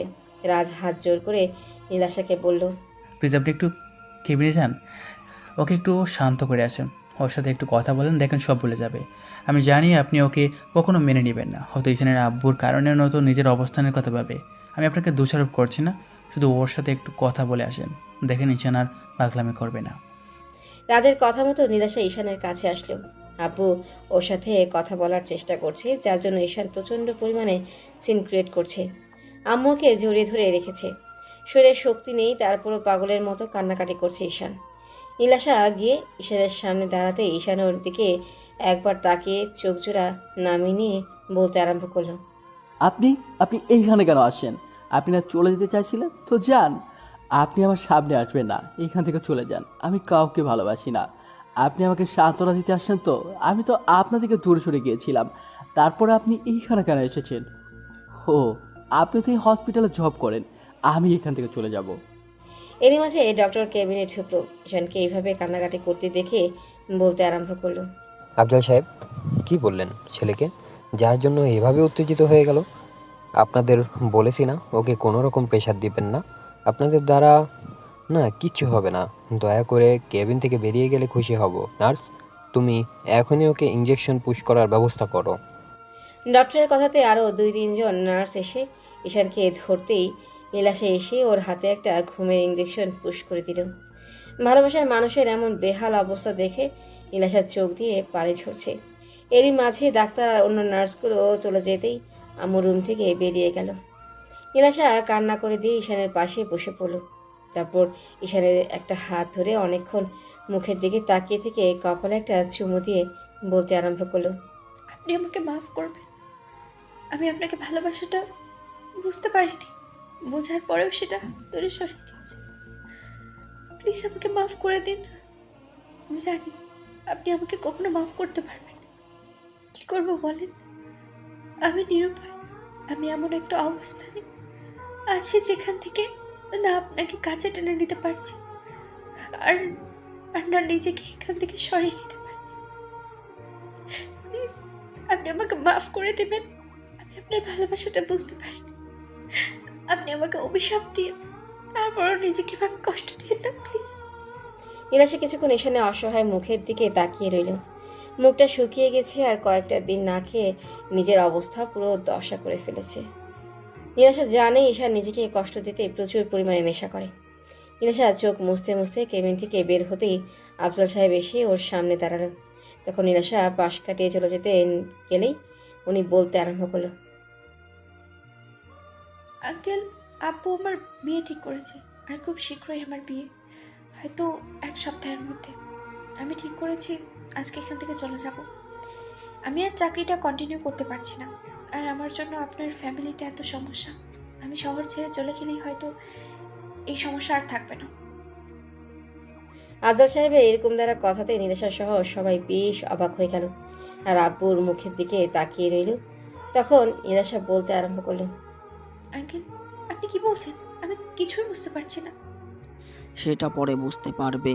কথাটা আজকে বলতে চাচ্ছিলাম না, কিন্তু তোমরা যা শুরু করেছো তাতে হয়তো আমার ছেলেটাকে ওর আম্মুকে আমি শান্ত করতে পারবো না। শোনো, আমি কালকে তোমাদের বাসায় গিয়েছিলাম, তোমার আব্বুর সাথে কথা বলেছি। সব শোনার পর উনি বিয়েতে রাজি হয়েছে। আমি অন্যায় করেছি আমার ছেলেটাকে এইভাবে তোমার থেকে দূরে সরিয়ে দিয়ে। বুঝতে পারিনি আমার ছেলেটা এত বেশি পাগলামি করবে। তুমি প্লিজ ওকে এইভাবে দূরে সরিয়ে দিও না। আমি মানছি আমি অন্যায় করেছি, কিন্তু শাস্তি তোমরা আমাকে দাও। তারপরও ওর উপর রাগ করে থেকো না। কিসব বলছেন আঙ্কেল? আপনি বুঝতে পারছেন আমি একটা গরিব ঘরের মেয়ে, তার উপরে হসপিটালের সামান্য একজন নার্স, যে কিনা আপনার ছেলেকে ভালোবাসা তো দূরে থাক, আপনার বাসার কাজের মেয়ে হওয়ার যোগ্যতাও রাখি না। তাহলে আপনি কি করে আপনার ছেলের পাশে আমাকে মেনে নেবেন বলেন? আপনার আপনার আপনার স্ট্যাটাসে লাগবে না? নীলাশা কথাগুলো বলেই কান্না করতে লাগলো। তখন আপু ওর সামনে হাত জোর করে বলল, মামনি, এইসব কথা বলে আমাকে আর লজ্জা দিও না। আমি অনেক বড় ভুল করেছি। আমার ছেলেকে এইভাবে কষ্ট দিয়ে আমি অনেক বড় অন্যায় করেছি। তুমি প্লিজ আমাকে ক্ষমা করে দাও। আমি তোমার আব্বু আম্মুকে রাজি করিয়েছি, তুমি অন্তত বিয়েতে বারণ করে দিও না। তুমি আমার ছেলেটার মুখের দিকে তাকিয়ে হলেও বিয়েটাতে হ্যাঁ বলে দাও। তুমি তো ওকে ভালোবাসো, আমি তোমার চোখের দিকে তাকিয়ে বুঝতে পারছি তোমার চোখে ওর জন্য অসম্ভব রকমের মায়ের ভালোবাসা জড়িয়ে আছে। প্লিজ ওকে আর কষ্ট দিও না। অসম্ভব আঙ্কেল, এই বিয়ে করা আমার পক্ষে সম্ভব না। আমি জানি আপনি কখনো আমাকে ছেলের বউ হিসেবে মানতে পারবেন না। আপনার ছেলে আমাকে কখনো মাফ করবে না। ও এমনিতেই আমাকে এখন ঘৃণা করে। তাই আমি চাই যে মানুষটা আমাকে ঘৃণা করে সারা জীবনটা যেন ঘৃণাই করেছে। বুঝতে পেরেছি, রাগার অভিমান থেকে এখন এসব কথা বলছো তো। আচ্ছা, আমি তোমার পায়ে ধরে ক্ষমা চাচ্ছি, তারপরেও আমার ছেলেটাকে দূরে সরিয়ে দিও না। আব্বুর কথা শুনেই নীলাশা দূরে সরে গেল আর কান্না করে দিয়ে বলতে লাগলো, আঙ্কেল, আপনার ছেলেকে আপনি দূরে সরিয়ে দেন, তারপরেও এরকম পাগলামি করবেন না। অন্তত আমাকে আর কোনো অপরাধী করবেন না। এমনিতেই উনি আমার উপরে প্রচণ্ড পরিমাণে রেগে আছেন, আর আপনি এরকম কাজ করলে আমি সারা জীবন সবার কাছে অপরাধী হয়ে থাকব। আমি জানি তুমি কি রকম মেয়ে, তাই তোমাকে এইভাবে কথাগুলো না বললে তুমি রাজি হতে না। আমি চাই তুমি আমার ছেলেটাকে বিয়ে করে নাও। আমি ঠিক করেছি 1 সপ্তাহের মধ্যে তোমার সাথে ঈশানের বিয়ে।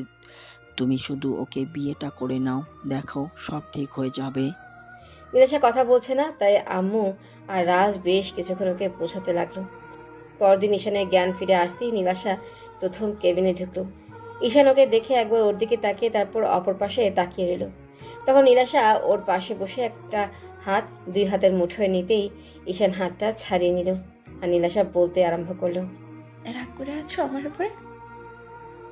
থাকো, সমস্যা নেই, কিন্তু একটু কথা বলো আমার সাথে। দেখো, তুমি এভাবে আমাকে দূরে সরিয়ে দিতে চাইছো, তাদেরও সমস্যা নেই, একটু কথা বলো। আমার জন্যই তো কষ্ট পাচ্ছ। দেখো, এই কষ্টটা আর থাকবে না। তোমার আব্বু সবটা মেনে নিয়েছে, আর আমাদের বিয়েটাও কালকে ঠিক করে এসছে। নীলাশার কথাতে ঈশান ওর দিকে তাকালো। খেয়াল করলো নীলাশার চোখে মুখে একটা অসম্ভব রকমের খুশির ছাপ।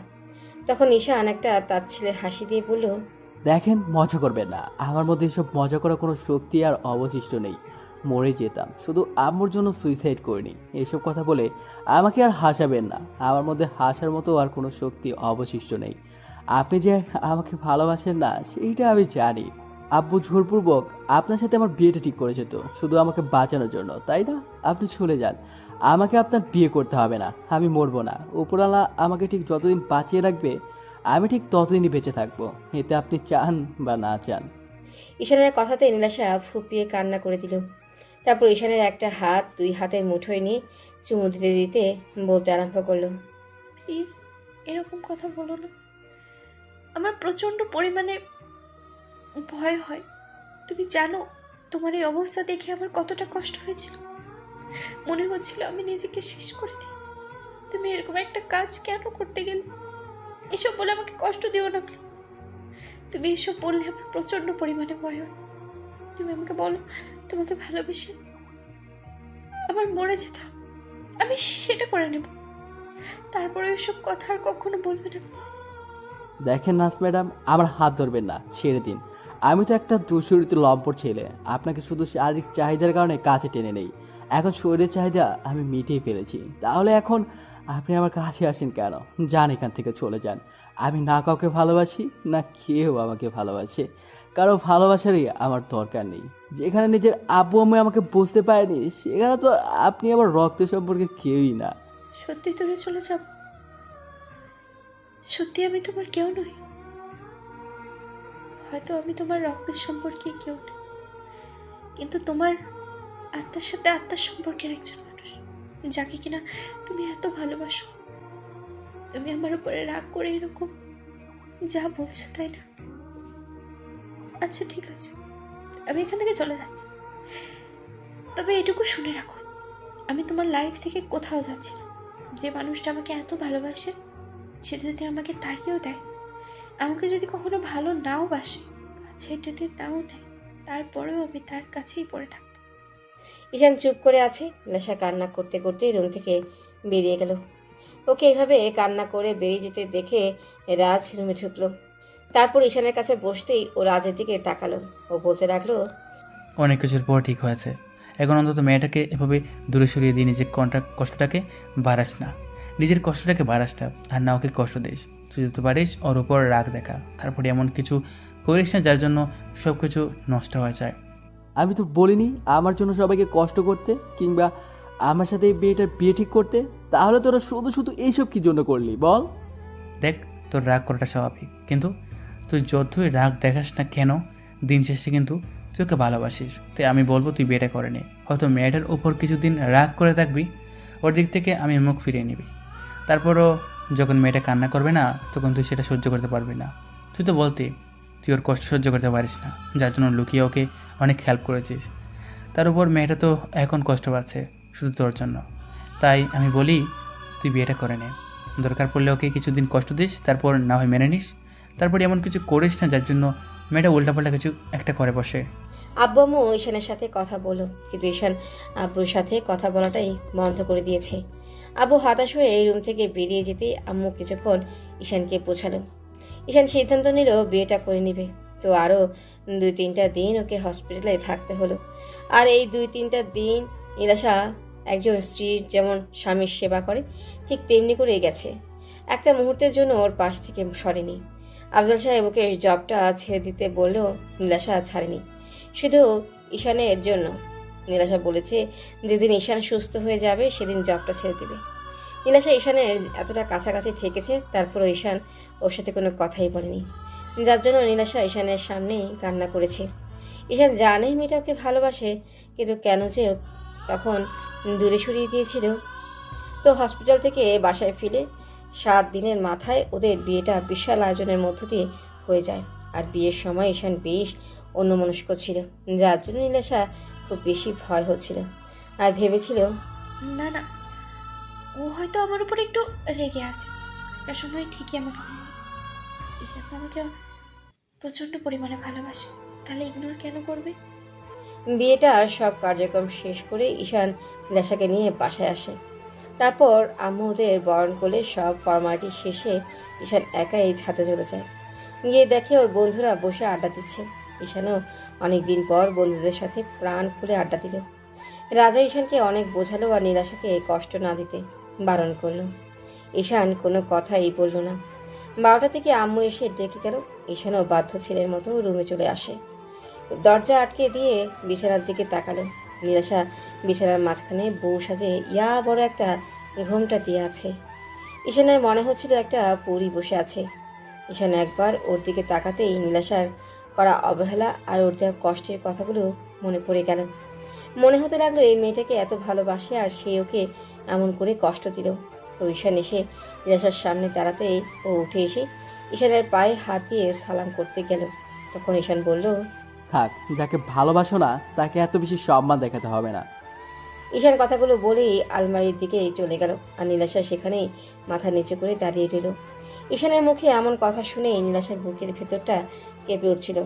ঈশান আলমারি থেকে কিছু একটা বের করে নেয়, তারপর বিছানার ওপর রেখে নীলাশার হাত ধরে টানতে টানতে ওকে বিছানার মুখোমুখি বসিয়ে দিয়ে অনেকগুলো টাকা বের করে ওর সামনে রেখে বলতে লাগলো, এটা তোমার দেড়মোহরের টাকা, পরিশোধ করে দিলাম। এতে আমি বেঁচে থাকি কিংবা মরে যাই, তারপরে তোমার আর কোনো দাবি দাওয়া থাকবে না আমার কাছে। ঈশান কথাগুলো বলতেই নীলাশার হাত দিয়ে ওর মুখটা আটকে দিল। কান্না করে দিয়ে বলতে লাগলো, এই তুমি এসব কি বলছো? প্লিজ এগুলো বলো না, তুমি জানো না এগুলো বললে আমার কষ্ট হয়। প্লিজ এসব বাজে বাজে কথা বলো না।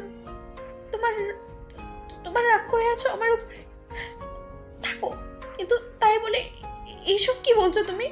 থাক, এখন আর ভালোবাসা দেখাতে হবে না, বিয়ে তো হয়েছে, এখন স্ত্রীর দায়িত্বটা পালন করেছেন, তাই না? এই মিথ্যে ভালোবাসাটা আর আমাকে দেখাতে হবে না। নীলাশা কান্না করতে লাগলো। তখন ঈশান ওকে রেখে তারপর বিছানা ছেড়ে একটা বালিশ আর একটা চাদর নিয়ে যখনই সোফার দিকে যেতে নেবে তখনই নীলাশা ঈশানের একটা হাত ধরলো আর কান্না করে করে বলতে লাগলো, এই তুমি এদিকে কোথায় যাচ্ছ? তোমার কি মনে হয় এত কিছুর পরও তোমাকে বউ হিসেবে মেনে নেবো আর তোমাকে ভালোবাসবো? সেটা তোমার ভুল ধারণা। আমার ভালোবাসাটা ওই দিনই মরে গেছে, যেদিন তুমি আমাকে ওই রকম বাজে কথাগুলো সরিয়েছো, দূরে সরিয়ে দিয়েছো, যার জন্য এতটা যন্ত্রণা পেয়েছি। তার জন্য আর ভালোবাসা বেঁচে নেই, এখন শুধু পাহাড় সমান ঘৃণায় তোমার জন্য বেঁচে আছে। না না, তুমি রাগ করে এসব কথা বলছো তাই না? প্লিজ এরকম কিছু বলো না, আমার প্রচন্ড পরিমাণে কষ্ট হবে।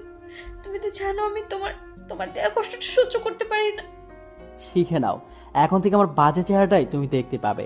ওই জন্য বলেছিলাম যে আমাকে বিয়ে করার কোনো দরকারই নেই। তাছাড়া এখন তো তোমাকে আর ভালোবাসি না, তার ওপর তোমাকে তাহলে একটা সময় যে তোমার দেওয়া কষ্টটা আমি সহ্য করতে পারতাম না, যার জন্য মরতে বসেছিলাম, তারপর তুমি একটু দয়াও করনি, আমার ভালোবাসাটা পর্যন্ত ভিক্ষা দাওনি। আম্মু পর্যন্ত তোমার পায়ে ধরতে গিয়েছিল, আর তুমি নিজের জেদের কাছে অটল ছিলে। তাহলে এখন কেন আসছো আমার লাইফে? আমার ভালোবাসাটাকে তুমি পায়ে মারিয়ে দিয়েছো সেদিন, তাহলে আর এই ভালোবাসার কথা বলে লাভটা কি বলো?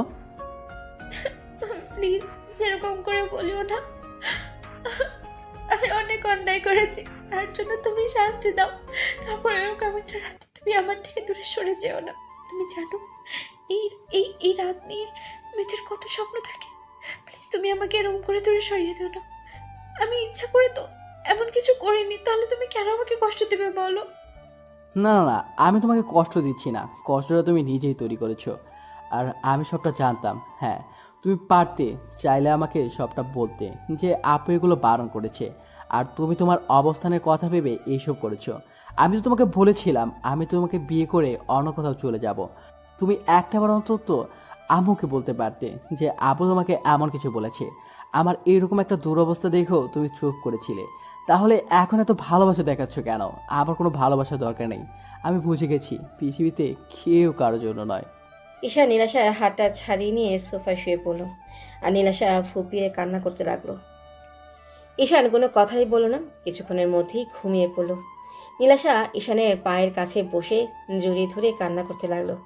তারপর মাঝরাতের দিকে যখনই ঈশানের মনে হলো যে ঈশান প্রচণ্ড পরিমাণে রাগ করে আছে, নীলাশা তাহাজ্জুদের নামাজে দাঁড়িয়ে গেল। তারপর 2 রাকাত নফল নামাজ আদায় করে আল্লাহর কাছে হাত তুলে কান্নাকাটি করতে লাগলো আর ঈশানের জন্য ভালোবাসাটা ভিক্ষা চাইল। ঈশান সবটাই শুনতে পেল। তারপর একটা সময় অবাক হয়ে ওর দিকে তাকিয়ে রইল।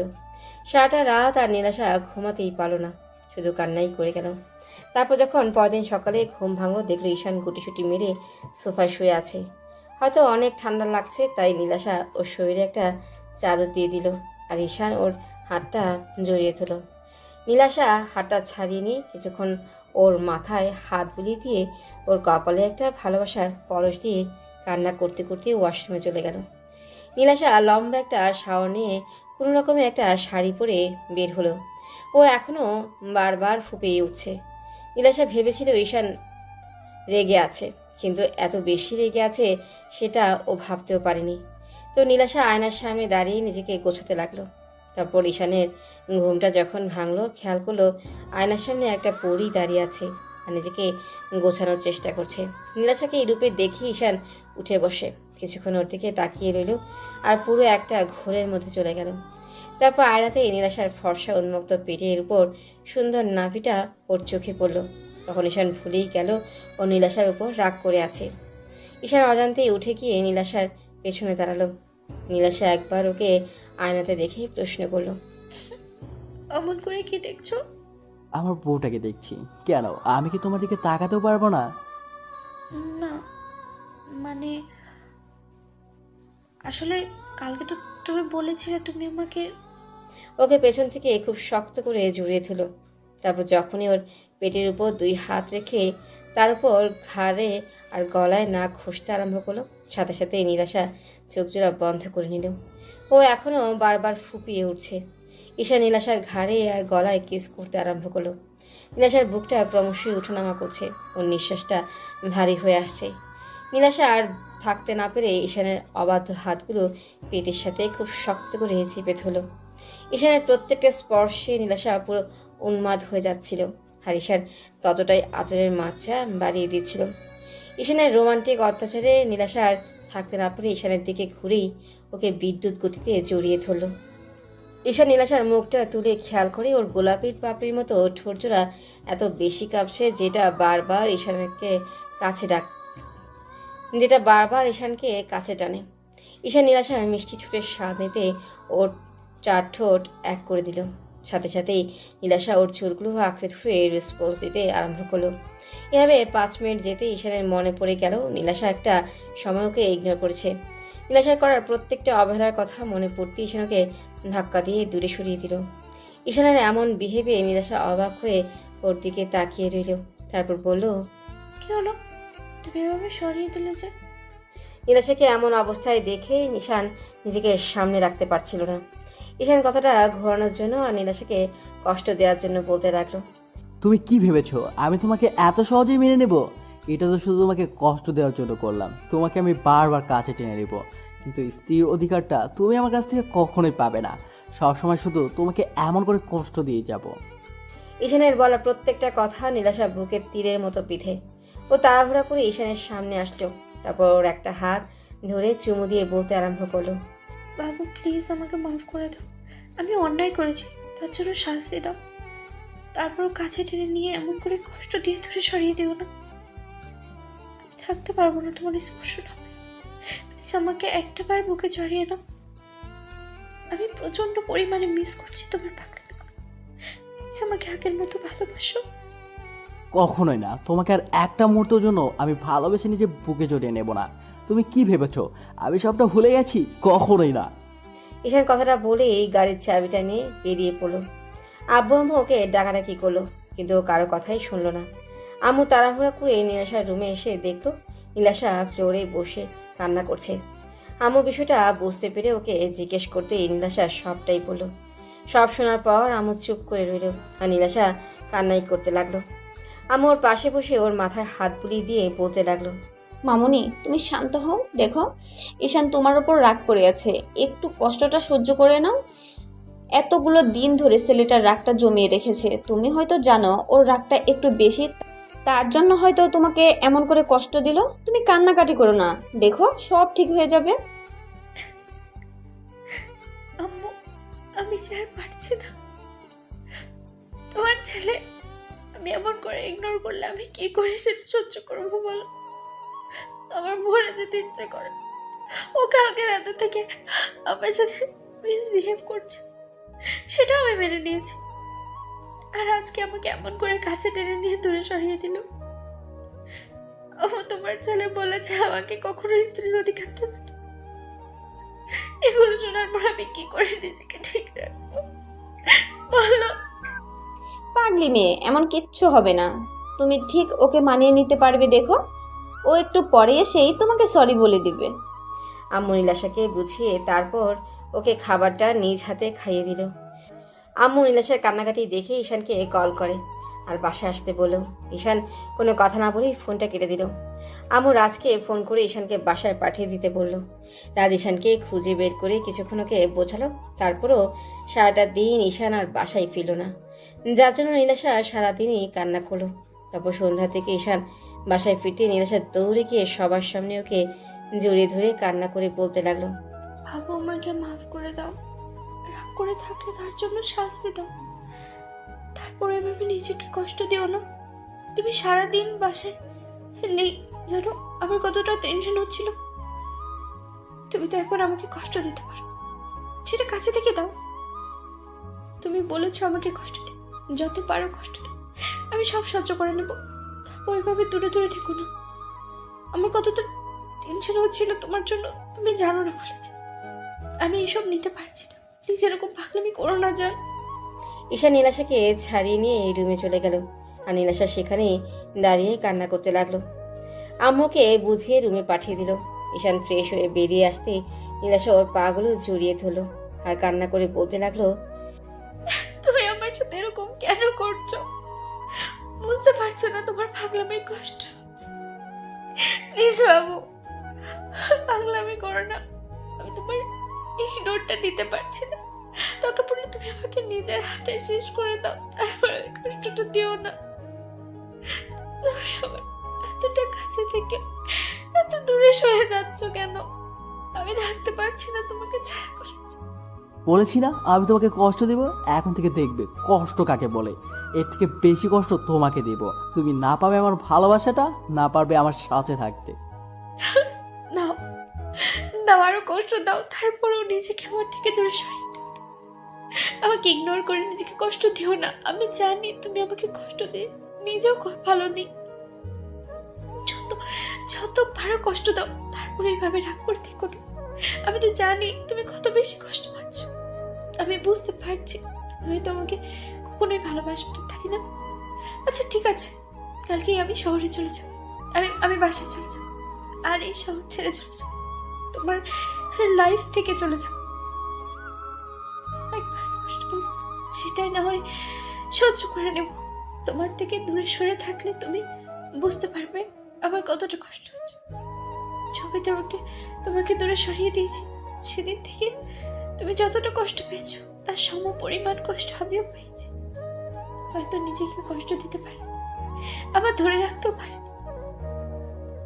প্রত্যেকটা রাতে আমি তোমার জন্য কান্না করেছি, সেটা শুধুমাত্র উপরওয়ালা জানে। আমি তোমাকে বোঝাতে পারিনি, আর তুমি আমাকে এমন করে ইগনোর করেছো। আমি তোমার এই কয়েকটা দিনের অবহেলাটা নিতে পারছি না, তাহলে সারা জীবন তোমার সাথে থেকে এত কষ্ট কি করে সহ্য করবো? আমি খুব শীঘ্রই মরে যাবো। দেখো, তোমার এই অবহেলাটা না নিতে পারবো না। তোমার থেকে হারিয়ে যাবো, খুব বেশি কষ্ট পাবো। আর আমাকে হারিয়ে ফেলার পরে বুঝতে পারবে আমি তোমাকে কতটা ভালোবাসতাম। ঈশান নীলাশার কথাটা শুনেই ওর চুলের মুঠি ধরে টেনে উঠালো। তারপর উঠেই ওর গালে সজোরে কয়েকটা থাপ্পড় মেরে দিল। সাথে সাথেই তারপর ওর মুখের কাছে মুখ টেনে রাগী কণ্ঠে বলতে লাগলো। তোর সাহস কি করে হয় তুই এইরকম কথা বলিস?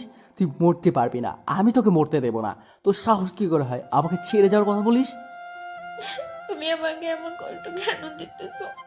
তাহলে যখন ছেড়ে যেতে দেবে না আর মেনেও নেবে না, তাহলে এর থেকে এত কষ্ট কেন দিতেছো?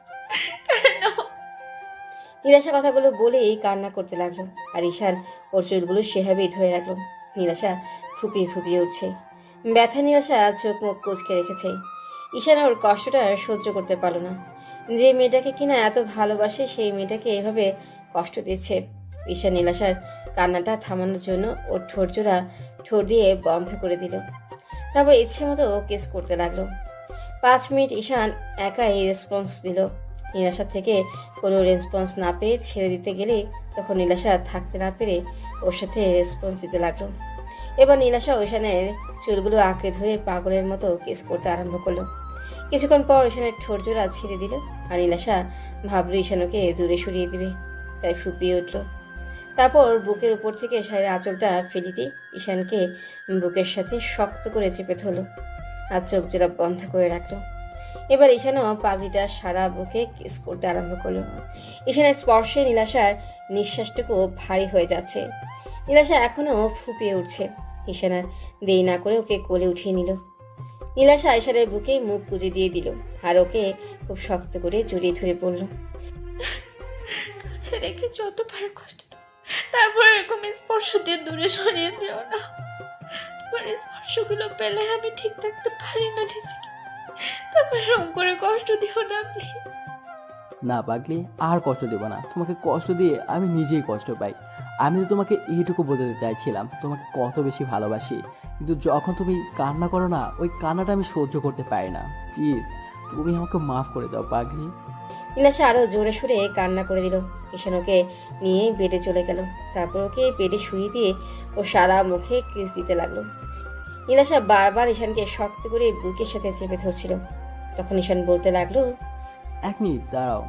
নীলাশা হতবাক হয়ে গেল। তারপর ঈশান ওকে ছেড়ে দিতেই নীলাশা রাগী চোখে তাকে বলতে আরম্ভ করলো, আমার সাথে মস্কারি? আরে বাবা দেখো ওরা কেমন করে তাকিয়ে আছে। ওরা যদি এমন করে তাকিয়ে থাকে, ওদের সামনে আদর দিলে কি তোমার লজ্জা লাগবে না, নাকি তোমার ভালো লাগবে বলো জান? নীলাশা লজ্জা পেয়ে ঈশানের বুকে মুখ লুকিয়ে ফেলল। ঈশান ওকে শক্ত করে জড়িয়ে ধরতেই নীলাশা বলতে লাগলো, দেখেছো, একটু মনে ছিল না। ওদের চলে যেতে বলো না বাবু। এই যে ভাইরা অনেক কান্নাকাটি দেখেছেন, এখন রোমান্সটা আমাদের মধ্যেই থাক। ওইগুলা পরে একদিন অন্য কোথাও থেকে দেখে নিয়েন। এবার ওদের ভালোবাসাটা খুব গভীর হবে, দুজনে মিলেমিশে একাকার হয়ে যাবে। তো ভালো থাক ভালোবাসা। দেখা হচ্ছে পরবর্তী কোনো গল্পে। ততদিন সুস্থ থাকবেন, ভালো থাকবেন, আপন মানুষগুলোর পাশেই থাকবেন, প্রিয় মানুষগুলোকে ভালো রাখবেন। ধন্যবাদ। আল্লাহ হাফেজ।